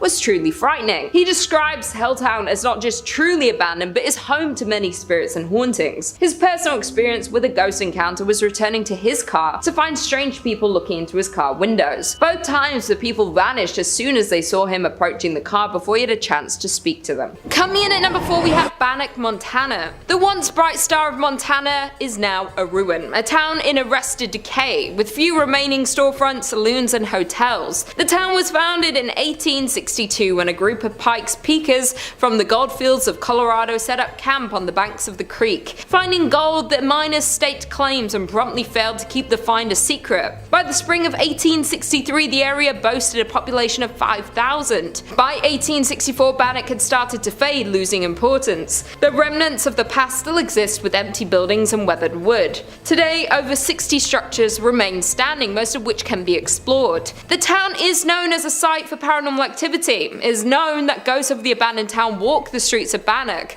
The most common ghost story, though, is the story of Dorothy Dunn. In August 1916, Dorothy Dunn, her cousin Fern, and a friend waded into a dredge pond and stepped into deep water, but none of the three knew how to swim. Luckily, a passerby was able to save both Fern and the friend, but Dorothy was not as lucky. Today, the site of the tragic drowning is referred to as Dorothy's Hole. Sometime after the accident, Bertie saw a ghost of her friend upstairs in the hotel of the town. She recognized Dorothy by her long blue dress. Although Bertie rarely discussed the sightings, other visitors began to report seeing the spirit of a young girl in a long blue dress in the window of the hotel. Others have reported cold spots, and some have reported trying to speak to the girl in a long blue dress. Bannack was filled with adult workers, crimies, murders, and of course the notorious sheriff and outlaw Henry Plummer, whose vast gang terrorized and robbed southwest Montana for years. Henry Plummer was handsome, well-dressed and charismatic. He was also able to gain the trust of the area miners and was soon elected sheriff of the community. However, little did the citizens of Bannack know, but their new sheriff led a secret band of road agents called the Innocents, who began to terrorize the travelers between Bannack and Virginia City, robbing and ending more than 100 men over the next several months. Once caught for his terrible actions, Henry Plummer met his fatal end at the hands of the town's citizens. Today, many say that the ghost of Henry Plummer haunts this old settlement. Perhaps he wants to avenge his name.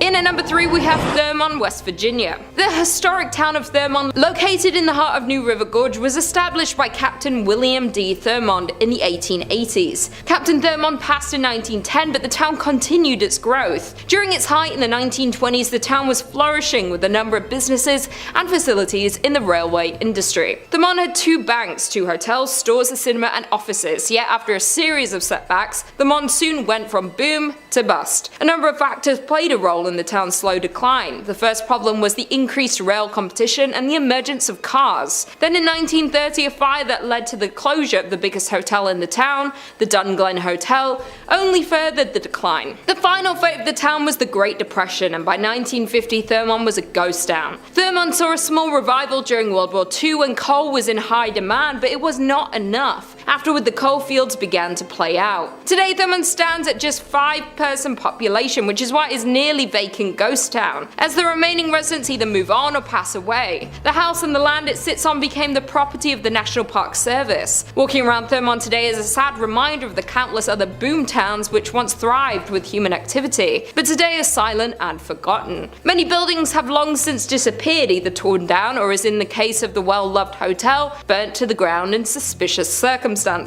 Many of the family homes lie in increasingly decaying condition, while some have disappeared altogether, leaving only behind a white picket fence and wildflowers which still blossom untended each year. The eerie atmosphere of Thurmond led many visitors to believe that this almost abandoned town is haunted. In second place, we have the island of Poveglia.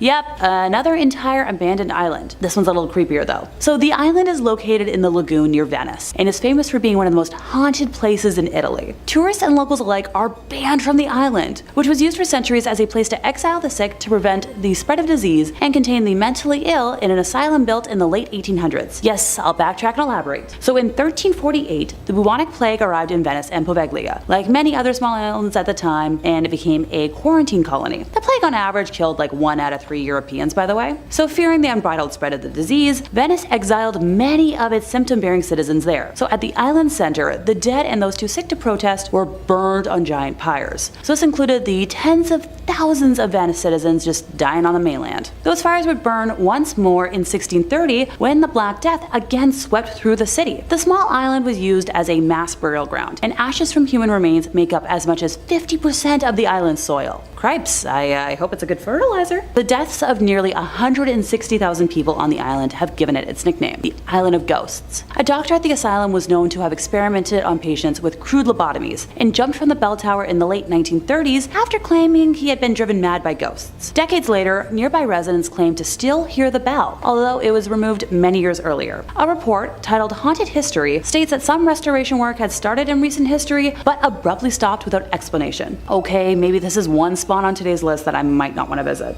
And in first place, we have St. Elmo in Colorado. St. Elmo is a ghost town and allegedly the best preserved ghost town in all of Colorado, while also boasting the most hauntings and paranormal activity of any ghost town in the state. The town was a major gold and silver trading center and the hub of life for many pioneers, outlaws, and miners for decades. So it was originally called Forest City, but St. Elmo was settled in 1878 and became an official township in 1880 with the arrival of the first post office. So the residents of the town were forced to change the name because there were already too many forest cities in the area. So gotta applaud the originality. St. Elmo went through a massive gold rush, reaching the height of its population of 2,000 residents in only 10 days. The majority of the town worked in one of the 4 local mines. The Mary Murphy mine was the most profitable mine and the longest operating, having produced over $60 million worth of gold while it was in operation. When the mines began to close down, the town began to dwindle. The Mary Murphy mine continued to operate until 1922, but was shut down when the railroad was abandoned. Postal service was discontinued in 1952 after the death of St. Elmo's postmaster. Now for the fun part,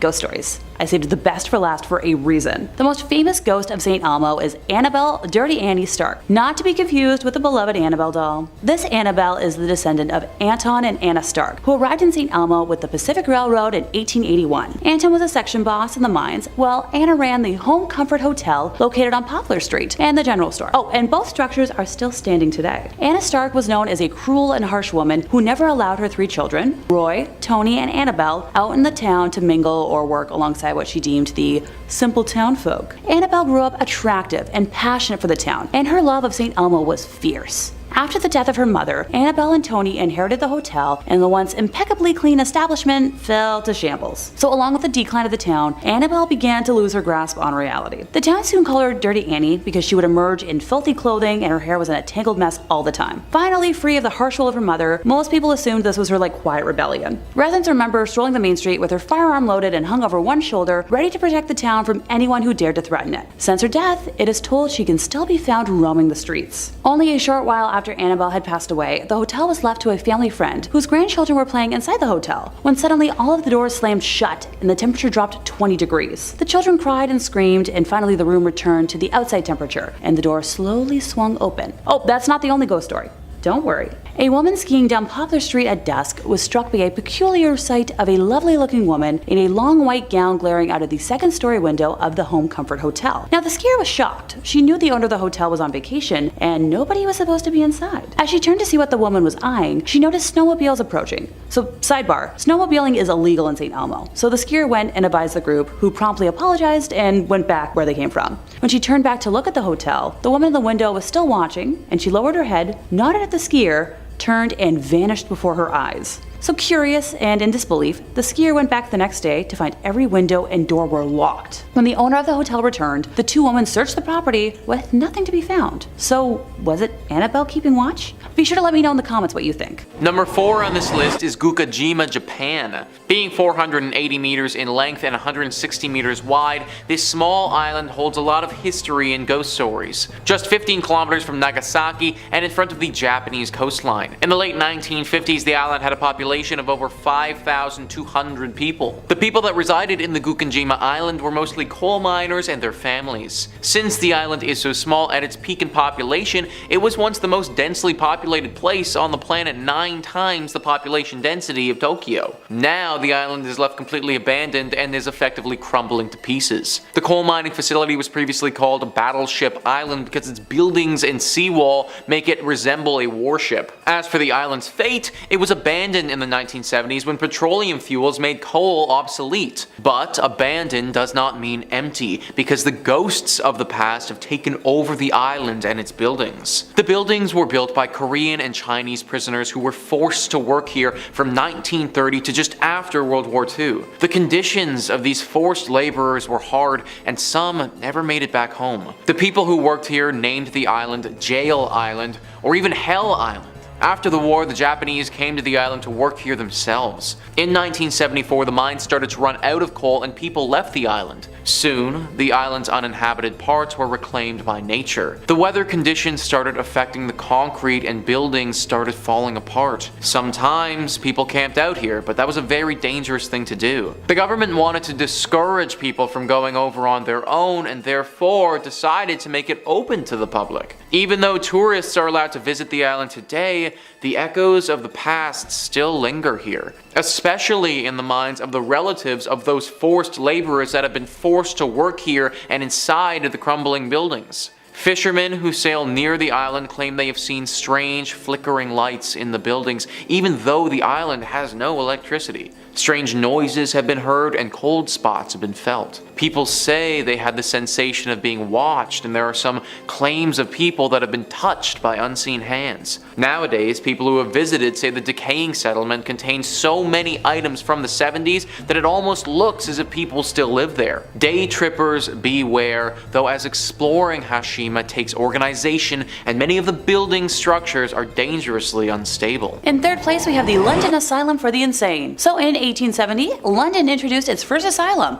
and as one of the first institutions to treat mental illness in Ontario, Canada, it was, revolutionary. Hey, within days, their 500 beds were full. So it was located just outside of the city center, and the asylum initially focused on compassionate care and moral therapy. Their intent was to treat the patient as a whole being, rather than, focusing on a single symptom. Patients would be bettered as members of society, fitting in with the community by keeping steady jobs and following strict social norms, thus, curing their mental illnesses. Now, while conforming to the ideals of conservative society sounds horrid to me, I do understand that at the time, it was probably a safe move. The world is a lot more forgiving now of individuality and understanding of differences, even though we still have a long way to go. So doctors at the asylum also performed several experimental surgeries. In fact, Dr. Richard Maurice Buck, who believed failed reproductive organs to be the source of mental illness or hysteria in women, executed routine hysterectomies. Moving into the 1930s, shock therapy was introduced to treat symptoms of schizophrenia by inducing seizures. Lobotomies were also completed between 1944 and 1967. While we don't know how many were performed in London specifically,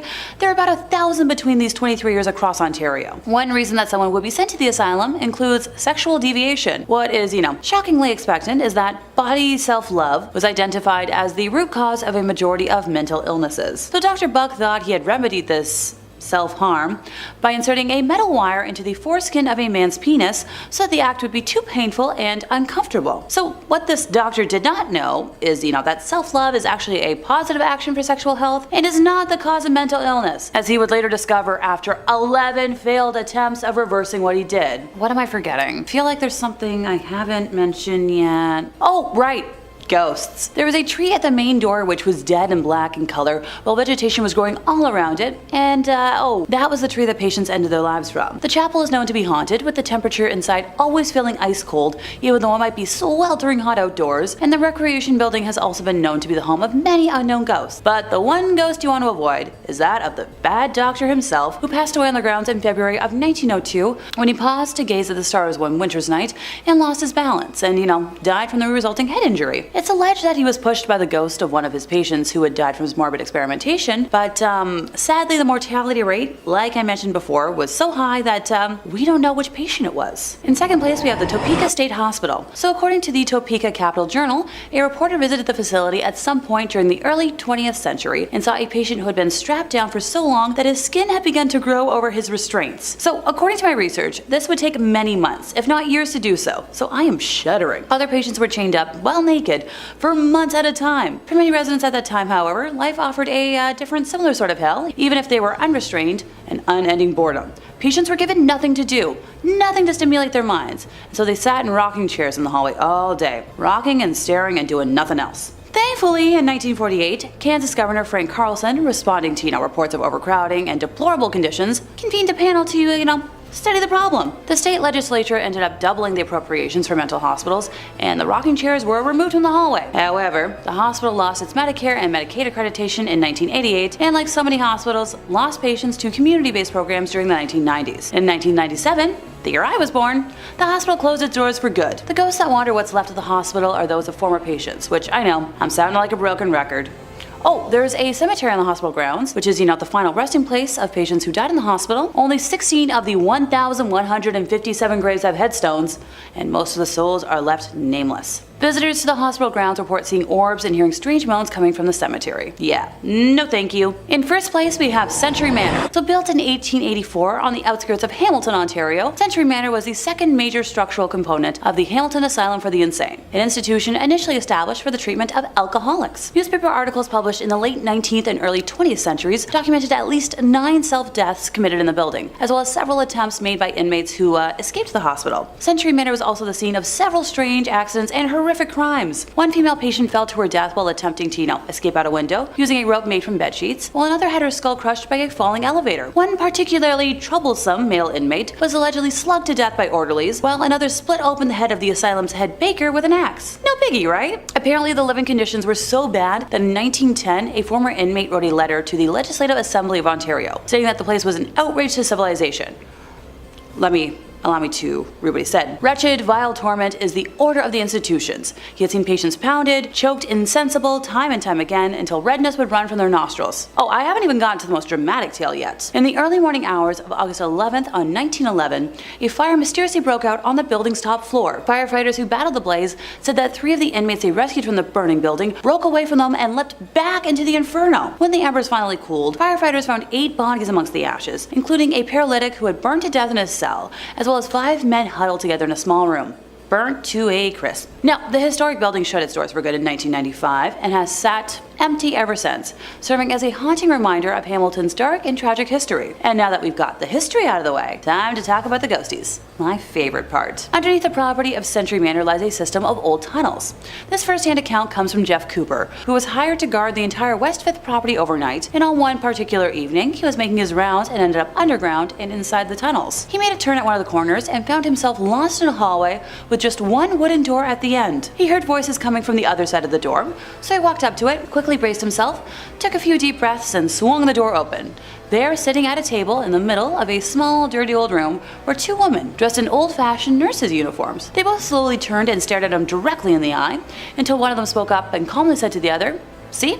I told you he'd find us." The security guard was so frightened that he backed out of the room, slammed the door behind him, and caught his breath. He gathered his nerves a second time and slowly opened the door to a completely empty room. The nurses had disappeared from the room, with no other exits being apparent or visible. The ghosts of the men who lost their lives in the fire are also known to roam what's left of the establishment, so if any urban explorers smell smoke while they're there, don't say I didn't warn ya. Number 5 on this list is the Philadelphia State Hospital. This place is abandoned now, and based on the atrocities that happened here, that's for good reason.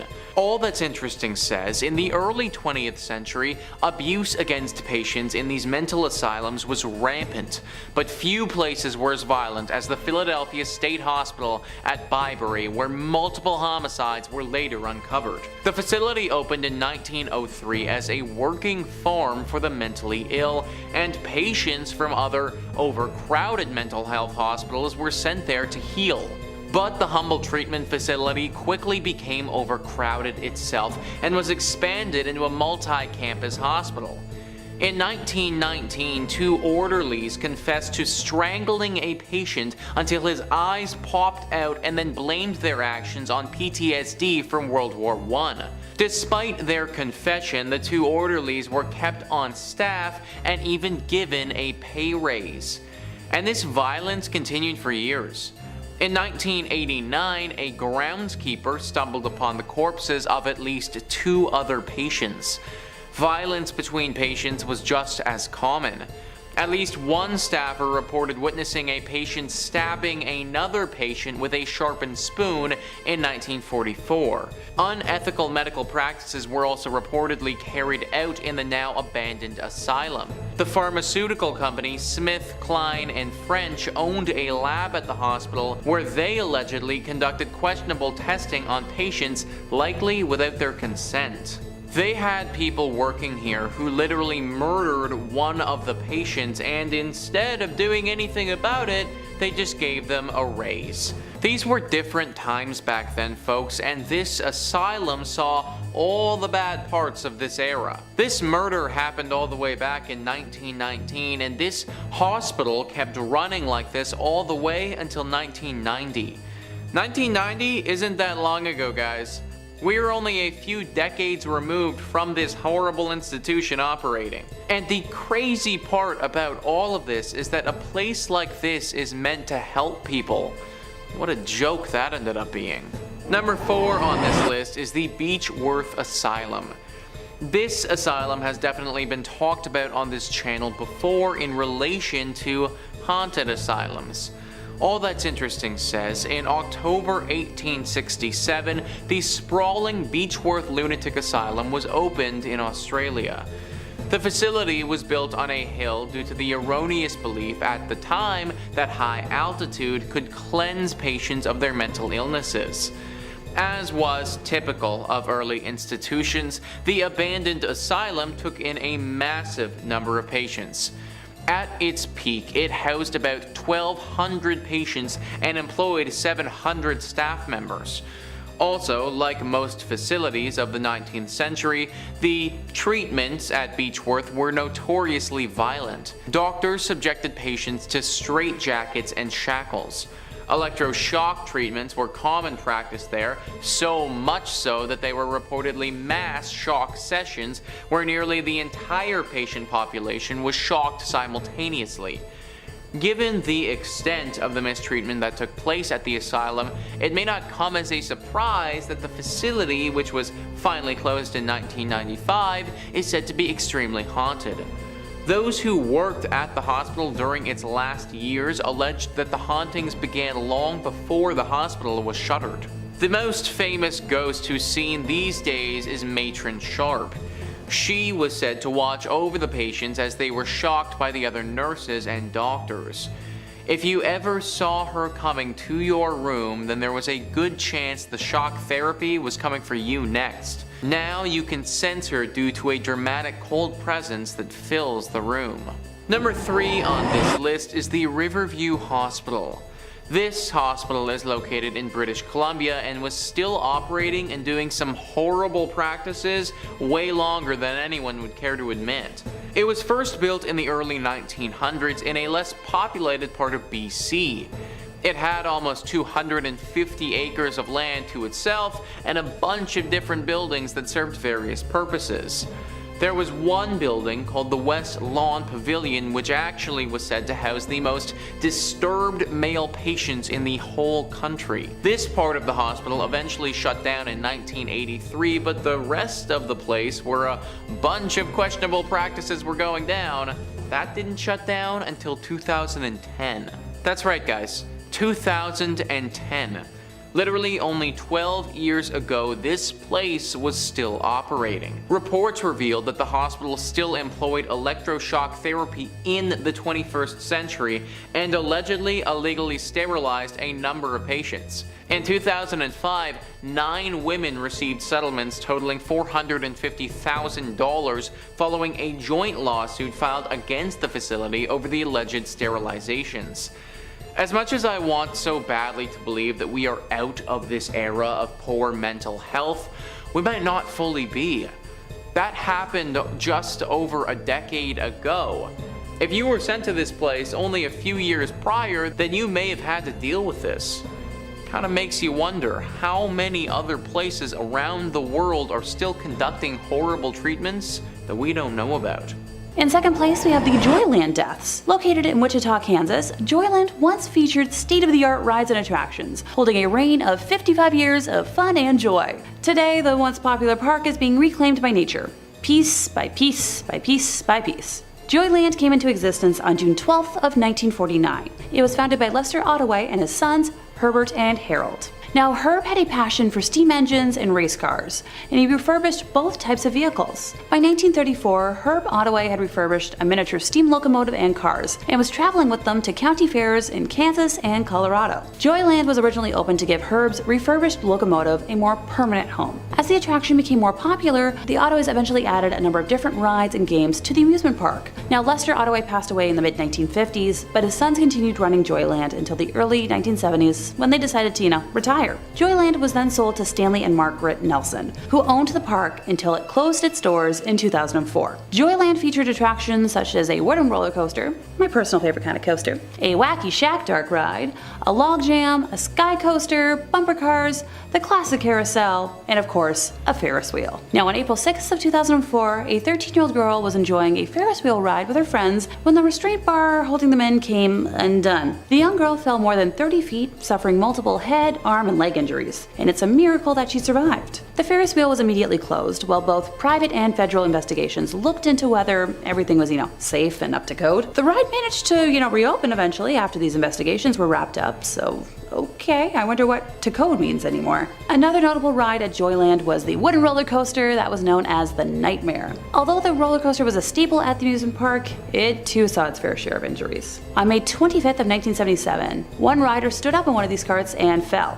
He passed at the scene from injuries sustained from the fall. Another death occurred 20 years later on August 27th of 1998 when a 35-year-old maintenance worker named Kevin Briley was under the ride trimming the grass. He stood up and was tragically hit by the roller coaster. He also died at the scene from his injuries. My heart hurts telling that tale because I'm such a huge lover of traditional wooden roller coasters. There's just something about narrowly avoiding whiplash that I personally find thrilling. Joyland closed its doors in 2004. Maybe it might be worth, a little urban exploration. In first place, time to visit the ghosts of the Enchanted Forest. The whimsical 20-acre amusement park was built in an Oregon forest and boasted handcrafted attractions like Storybook Lane and Toftville Western Town, along with rides like the Ice Cream Mountain bobsled roller coaster and a big timber log ride. Sounds pretty magical, right? Yeah, that all depends on who you ask. Though many folks experience nothing more than a charming park, other more abnormal experiences are definitely not in line with a regular amusement park. For many, a visit to the Enchanted Forest can be a supernatural phenomenon, and I know I'd be happy either way. I love all things fantastical and wonderful and whimsical, but also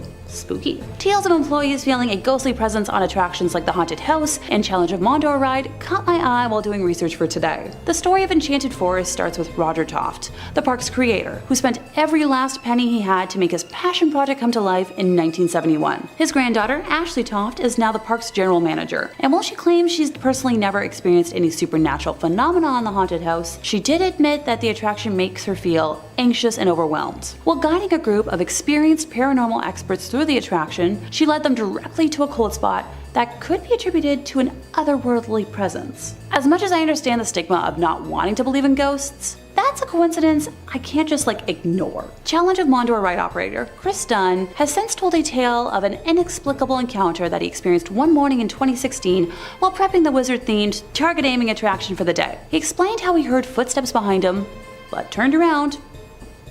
No one there. Mere seconds after hearing the footsteps, he described being hit with a strange energy throughout his body, one that made him dizzy and gave him a horrible case of chills. Now later in the day, the same thing happened, but with more intensity. He took photos of the ride not in operation and captured images of what looks to be an orb that changes shapes in 3 sequential photos. The team of investigators I mentioned before were granted permission to spend a night unsupervised at the park and experience the chilling energy and the challenge of Mondor and managed to communicate with a spirit in the haunted house. Notice how I haven't mentioned a park tragedy yet as the cause for anything? That's because, unlike the other places on this list, there wasn't one.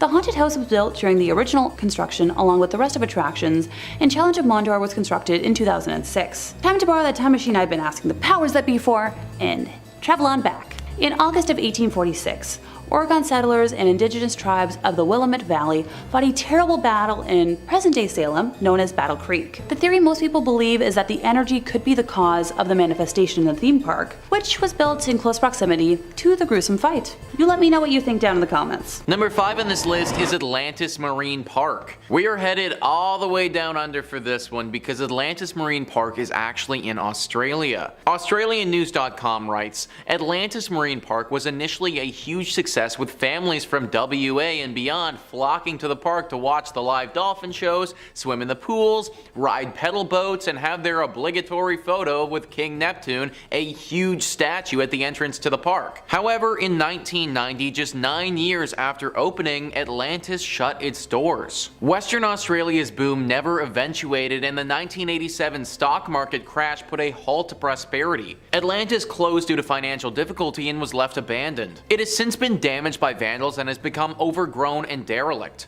Old statues can still be found scattered throughout the grounds, as well as broken walls and concrete pools. For years, it was no man's land, popular with dog walkers. However, just last month, the iconic King Neptune was restored to his former glory after a petition by locals who started an online campaign for something to be done with the ruins. Well, I'm glad to see that Neptune is looking fresh again, but I don't know how long he'll stay that way. Apparently, this place, when the sun goes down, is home to some evil creatures. Four-legged mutant things with glowing red eyes that hiss and are nothing that we know of from this world. Now, this could be a bunch of baloney, but that's what some people have reported seeing when they've explored this place at night. Probably safe to go during the daytime, just make sure you set an alarm for 6 p.m. to get out of there if you do go. Number 4 on this list is Crinkly Bottom Theme Park. This one, to my understanding, has been demolished, but it still deserves a spot on this list because of how creepy it was when it was around. Mr. Blobby was a TV caricature in the early 1990s. He was featured on one of Britain's most successful late-night Saturday television shows and was this big pink blob creature with a bow tie on. This was a comedy television show, and this blob thing didn't lack any of that. He would often engage in annoying antics with celebrity guests and become a bit of a British television phenomenon. Well, Mr. Blobby was successful enough that he of course needed toys, merchandise, and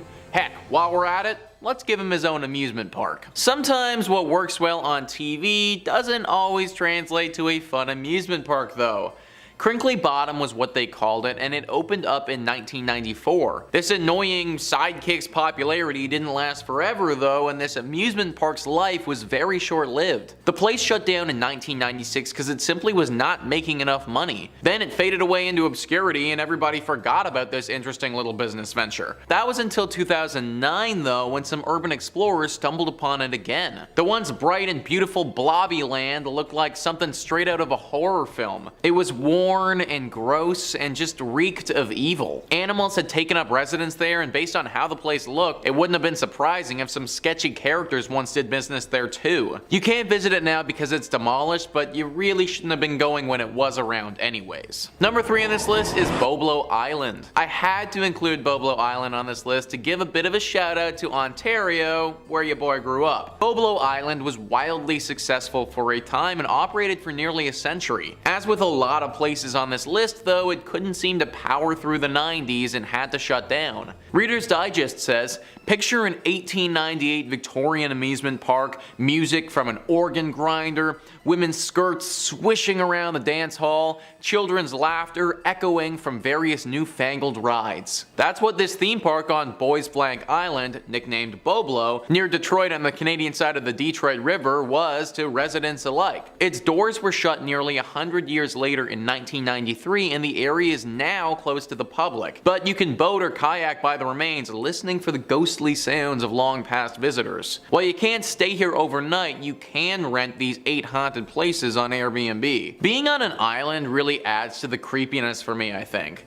Like this place, from all the pictures I could find, it really looks totally detached from all other society. Basically meaning that whatever happens here, you are totally by yourself. Like there is a new set of rules for this island. There have been stories that something lurks here, a spirit or something dark.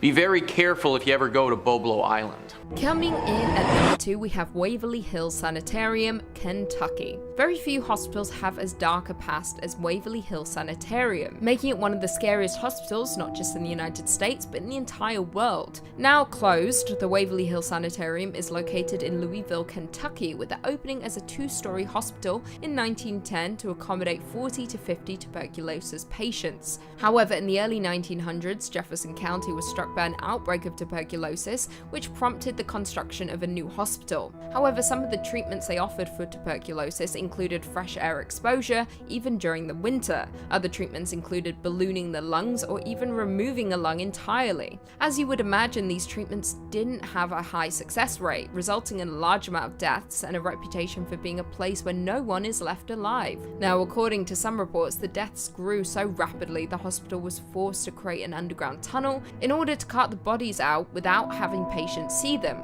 The tunnel was an entrance and exit for the workers of the sanatorium. It was built on the first floor with the rest of the building. They did this to increase morale, as patients were finding it a little upsetting to see deceased patients be carted away, so the hospital decided to perform those acts more discreetly via the tunnel. They also believed that this would help lower the disease's spreading rate.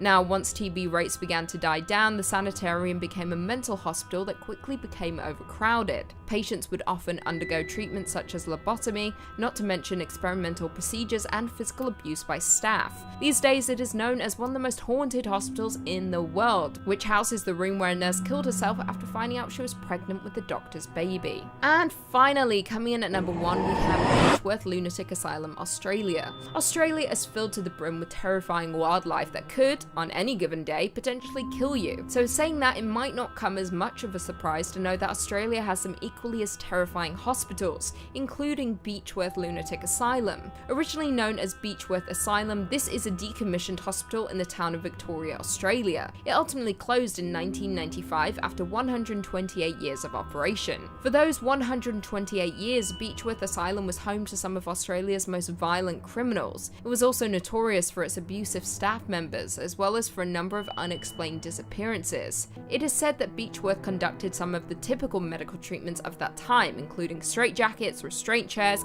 and isolation cages, all of which were standard forms of treatment for those suffering from mental illness. Now, all it took to land you in Beechworth Asylum was a couple of signatures, one from a friend or relative, and the other from a doctor. So saying that, it was easy for people to get rid of husbands or wives that they didn't want around anymore. Now, with such a troubled past, it will come as no surprise to learn that Beechworth is haunted, with one sighting involving the ghost of a nurse, Matron Sharp, who was said to wander the halls of the asylum, presenting a comforting presence. One of the cruelest aspects of Beechworth was what is known as ha-ha walls. Now, the key feature of these walls was a trench built on the interior of the asylum's walls. Now, this in turn made the wall appear low enough that it seemed that the inmates weren't actually imprisoned, whereas on the inside it ensured that none of them could actually escape. Number 5 on this list is the Beechworth Lunatic Asylum. Located in Australia, this is one of the most haunted asylums in the entire world. Thrillist says, formerly the Mayday Hills Lunatic Asylum, now La Trobe University's scenic Beechworth campus, this place saw 128 years of terror before closing in 1995. Apparently 9,000 patients died here over the years, and people were so fast and loose with the term lunatic that few patients ever left the premises alive. It comes as no surprise that a few people lingered after death. Faces floating in windows are a common sight, along with Matron Sharp doing her rounds and children laughing. Tommy Kennedy, who used to transport the dead out of the asylum and died there himself, still hangs around. There's also a woman who was thrown out of a window and died in front of the hospital because she was Jewish and the only person allowed to move her, a rabbi, couldn't make it to Beechworth sooner. Yeah, so clearly this place has seen its fair share of trauma throughout the years, folks. 9,000 people is a lot of people who have died. Like, we're talking about a small town's worth of human beings who died at this freaking asylum. And as exampled by that poor Jewish woman, these deaths weren't all from natural causes either.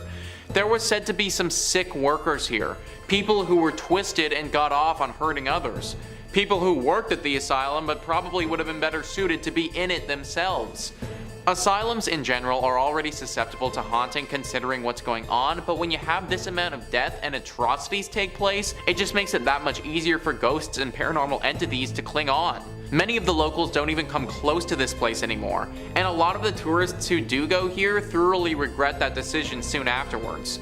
These entities are angry and want to punish those who are living for what happened way back then. I don't recommend being one of the people who gets punished. Number 4 on this list is the Gonjiam Psychiatric Hospital. If you had a mental illness, then I promise you this is not where you wanted to end up. Thrillist says, believed to be one of the most haunted spots in South Korea, this abandoned psych hospital could be the basis for the next Stephen King novel based on its checkered history. According to local lore, patients here began dying mysterious deaths one after the other, forcing the facility to shut down. Many believe the murderous owners of the place was to blame, claiming that he kept patients as hostages only to flee to the States when families of the deceased demanded explanations. There are also rumors of doctors going insane, rivaling their patients in madness. So literally folks, if you ended up here, then there was a pretty good chance that not only did you not get the help that you needed, but you also just died. Whether this was because of the sick owners or the doctors, who even knows? That much death has left behind its mark though, and now this place looks like a safe haven for ghosts and everything paranormal. There's also been talk of a creature that lurks here, a creature that was actually the cause of all this death to begin with and is lurking, waiting for somebody to stop by and take them next. If I was you, I wouldn't want to be that person. Number 3 on this list is the Trans-Allegheny Lunatic Asylum. This is a scary masterpiece, folks. Thrillist says, this impressive structure, allegedly the world's second largest hand-cut stone masonry building after the Kremlin, looks like it was designed as the set of a blockbuster thriller. Built around the Civil War era, the asylum was designed to house around 250 patients, but ended up holding more than 2,400, including for a brief period, the infamous Charles Manson. That's the opposite of a celebrity endorsement. Along with severe overcrowding, profound abuse abounded. People were locked in cages, lobotomized with ice picks, chained to things, and the combination led to hundreds of deaths and a palpable air of suffering. Apparitions are aplenty, like the still deranged patient Ruth, who likes to attack visitors. And since the asylum was also briefly a Civil War military base, uniformed soldier ghosts roam the halls. Thousands have claimed to hear voices telling them to get out. Civil War themed ghost tours, tours of the medical center, forensic buildings and geriatrics buildings, and zombie events and balls fully play up the twisted history on the campus grounds. Now, don't get me wrong, would it be really fun to be part of a zombie event at this place? Yeah, absolutely. But I'm also not trying to get attacked by Ruth, the deranged ghost patient. Whenever people travel to a place like this, there is a risk involved. I personally am not willing to take the risk based on the history that this place has seen. Comment down below if you would. In at number 2 we have Custer, Idaho. The mining town of Custer was born in 1879 by gold miners looking for their next gold hotspot. Prospectors discovered gold in what would become known as the Yankee Fork area of central Idaho in 1867. The area was worked on a small scale for more than a decade before the discovery of General Custer Mine. The General Custer Mining Company closed in 1888 and the district experienced a sharp decline. In 1899, the town of Custer has 5 saloons saloons, 3 stores, a hotel and 3 boarding houses, but the town never established even one church. By 1910, most of the mines in the area were closed, and the Yankee Forks boom years came to an end. The combined population of Custer and the nearby Bonanza was just 66 people. The Silver Messenger reports just 2 families remaining in Custer in 1911, and then being fully abandoned the year following. Today it has been purchased by the U.S. Forestry Service and, in conjunction with the Friends of Custer Society, is slowly being made into a historic site. Some original buildings have already been renovated, some are in process, and many others are slated to be restored. Several buildings lost in a 1960s grass fire are due to be replaced with replicas. The Forgotten Town is a landmark for many people such as tourists and especially paranormal investigators. In the old schoolhouse is a museum containing items left behind and showcases the town's unique history. Although interesting, you can't help but get an eerie feeling thinking about the people who once owned these items, as walking into one of these structures is like walking back in time. To think this town was once active with human energy and miners working every single day. And finally, in at number 1 we have South Pass City, Wyoming. Only about 10 miles north of the Oregon Trail is the shell of a town that used to be a busy gold mining camp. Established in a small valley along the banks of Willow Creek, the town was born in 1867. The town was built there because gold was discovered in the Wind River Mountains. By 1868, South Pass City boasted over 250 buildings, 1,000 people, and hundreds of claims. The town was extremely busy as its half-a-mile-long main street boasted numerous hotels, restaurants, general stores, 2 newspapers, doctors, a bowling alley, and dozens of saloons. The mining district continued to grow to as many as 3,000 residents. Miners looking for investors and newspapers promoting further settlement in the area exaggerated the region's amount of gold. But for South Pass City, its great success wouldn't last, and just 2 years after its establishment would begin to show its first signs of declining. Hitting a fall in early 1869, the town resurged briefly after outsider capital was poured into the area, but would fall again as expenses and hardships to recover the gold proved too costly for most miners. By 1872, the town was only occupied by only a few hundred people. In the end, South Pass would become a permanent ghost town. By 1949, the last of the pioneer families had moved on from South Pass City, and the buildings had fallen into disrepair. The grounds of the old town are known to be haunted, and Highway 287 that follows the route of the Oregon Trail over South Pass, which is the reason South Pass City ever existed, has had its fair share of ghost sightings. According to a local ghost story, a woman was driving home from a long day in Denver. Her friend had fallen asleep in the passenger seat. After passing through Jeffrey City, the driver spotted a dark, hunched figure walking toward the road in the sagebrush. About a half-mile later, she saw the same figure closer to the road. She noted his pig coat as he became clearer. About a half-mile later, still thinking about this man and his surprising reappearance, she reached over to wake her friend and request she take a turn driving. As her friend awoke, she saw the same man at the edge of the road, just crossing the white line onto the highway next to the car. Screaming, they accelerated away and compared descriptions. It was certainly the same man. In 5th place, we have Isla de las Muñecas, Mexico. Decided to kick off today by being an overachiever. This is an entire abandoned island. The island of the dolls in Mexico is like something straight out of a horror movie, but my kind of horror movie. Located on Texuelo Lake, it is home to hundreds of hanging, slowly decaying dolls, thanks to a man named Don Julian Santana. Over 50 years ago, Don Santana left his wife and child and moved onto an island on Texuelo Lake in the Xochimilicos canals. According to him, a young girl actually drowned in the lake in the 1950s, and Don Julian Santana devoted his life to honoring this lost soul by collecting and hanging up dolls by the hundreds. Eventually, he transformed the entire island into a doll-infested wonderland.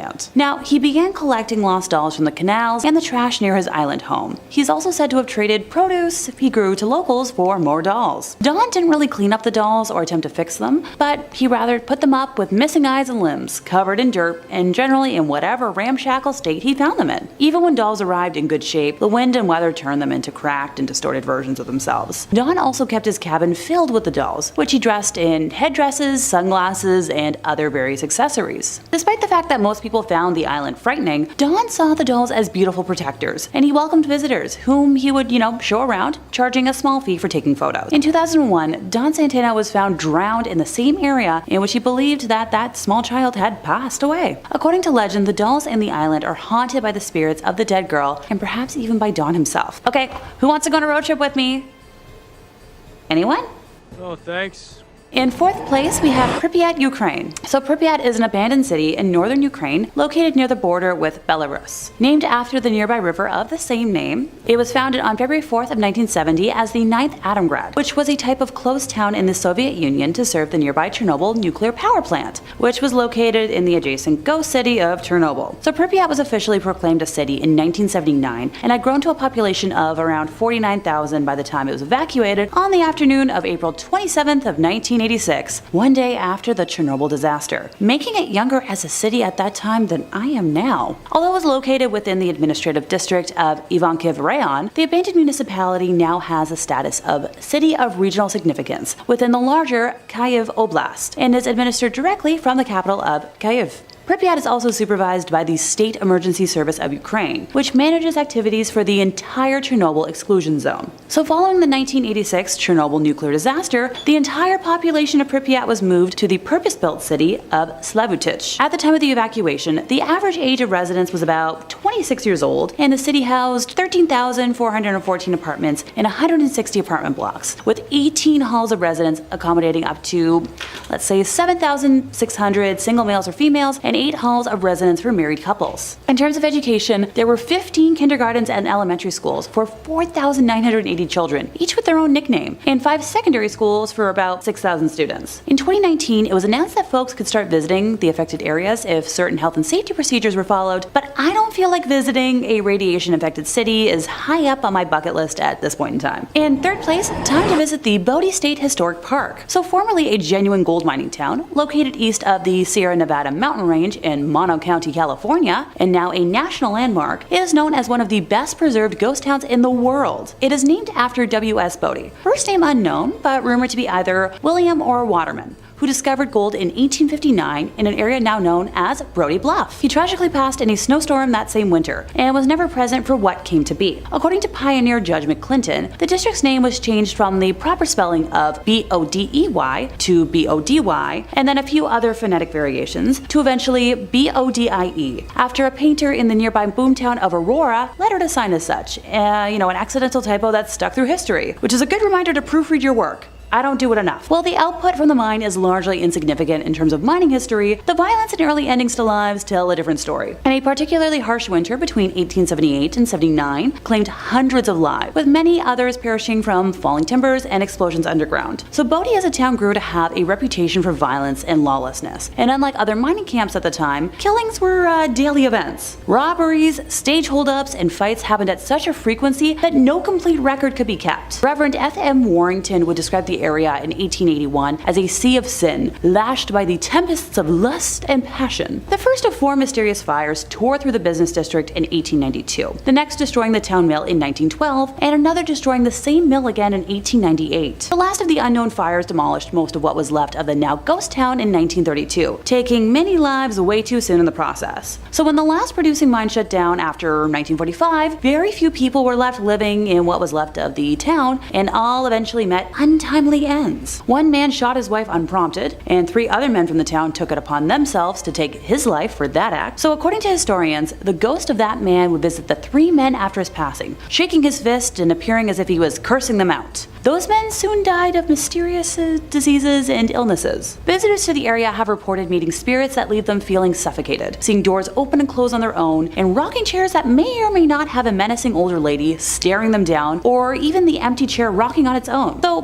Bodie might be a bit of a tourist destination nowadays, but if you remove anything from the land, I'm talking like a pebble, you'll be cursed with remorse and tragedy. The park keeps a logbook of all letters and items returned to them, with each thief writing an apology note to Bodie for what was taken. The curse is upheld by the ghosts of residents past who guard against thieves and protect the town's treasures. Okay, so kleptos, steer clear or be cursed. Number 3, Joyland Deaths. Located in Wichita, Kansas, Joyland once featured state-of-the-art rides and attractions, holding a reign of 55 years of fun and joy. Today, the once popular park is being reclaimed by nature, piece by piece by piece. So Joyland came into existence on June 12th of 1949 and was founded by Lester Ottaway and his sons, Herbert and Harold. Herb Ottaway had a passion for steam engines and race cars, and he refurbished both types of vehicles. By 1934, Herb had refurbished a miniature steam locomotive and cars and was traveling with them to county fairs in Kansas and Colorado. Joyland was open to give Herb's refurbished locomotive a more permanent home. As the attraction became more popular, the Ottoways eventually added a number of different rides and games to the amusement park. Lester Ottaway passed away in the mid-1950s, and his sons continued running Joyland until the early 1970s when they decided to retire. Joyland was then sold to Stanley and Margaret Nelson, who owned the park until it closed its doors in 2004. Joyland featured attractions such as a wooden roller coaster, which I love, a wacky shacky dark ride,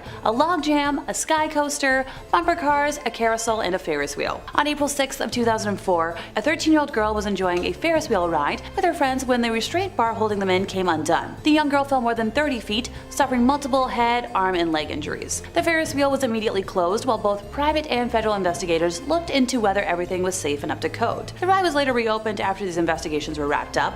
Also, another notable ride at Joyland was the wooden roller coaster that was known as the Nightmare. Although the roller coaster was a staple at the amusement park, it too saw its fair share of injuries, which is a shame. Like, I really love wooden coasters. On May 25th of 1977, somebody in the single digits of age stood up in one of the carts and fell, died at the scene from the injuries sustained from the fall. Another death occurred 20 years later, on August 27th of 1998, when 35-year-old maintenance worker Kevin Briley was under the ride trimming the grass. He stood up and was tragically hit by the coaster and passed away. My heart hurts telling that tale because, like I said already, I'm such a huge lover of traditional wooden roller coasters. You know, there's just something about narrowly avoiding whiplash that I personally find thrilling. And go figure, Joyland closed its doors in 2004. Number 2, doomed before it could open. The Pripyat amusement park was set to have its grand opening on May 1st of 1986, in time for the May Day celebrations, but these plans were cancelled on April 26th when the Chernobyl disaster occurred, just a couple of kilometers away. Several sources report that the park was opened for a short time on April 27th before the announcement to evacuate the city was made to distract, residents from the unfolding disaster nearby. Constructed under the Soviet Union as a park of culture and rest, typical of many large cities in the then Soviet Union, the amusement park's attractions were manufactured by the Yeskik-based firm Attraction, who were responsible for the construction of many of the amusement parks which remain to be seen around the former Soviet Union today in various states of repair. Located northwest to the Palace of Culture in the center of Pripyat, the park had 5 attractions. The iconic 26-meter Ferris wheel titled Circular Overview, Autodrome bumper cars, a paratrooper ride called Chamomile, Russian swing boats, and also a carnival Pew Pew game. Fun fact, the successor to the original company is still manufacturing the Ferris wheel, paratrooper, and bumper cars to the similar designs as of 2017. Radiation levels around the park kind of vary though. The liquidators washed radiation into the soil after the helicopters carrying radioactive materials used the grounds as a landing strip, so concrete areas are less radioactive. However, areas where moss has built up can emit levels amongst the highest levels of radiation in the whole of Pripyat. So the Ferris wheel actually made news in September of 2017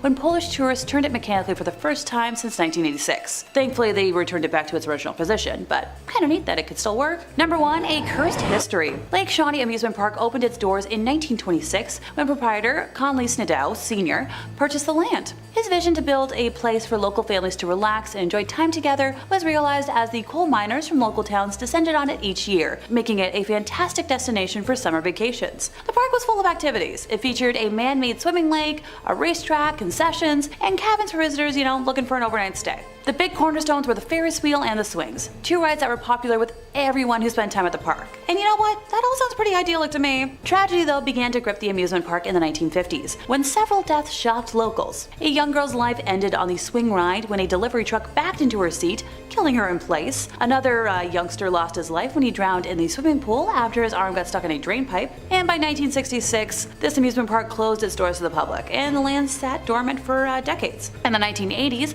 the park again welcomed visitors when Gaylord White acquired the land and set out to restore it to its former glory. In addition to purchasing a Ferris wheel, he found a swing ride that seemed just like the swings that once thrilled guests. Now, fun fact, when they installed the swings on the property, they realized the swings weren't just similar, they were the exact same swings from years prior, something that they decided to advertise during the grand reopening. The Lake Shawnee Amusement Park welcomed tens of thousands of visitors during its second run, which ran for just 3 years in the 1980s. Unfortunately, high insurance prices forced the White family to close their doors for the second and final time after those couple of short seasons, forcing them to pivot to other activities to keep the land active. They hosted fishing tournaments in what used to be the swimming lake, and they planned to create a space on the property for mud bogging, a motorsport the family knew would draw crowds to watch. While excavating a mud bogging track, the White family made a series of surprising discoveries that added depth to the property's history.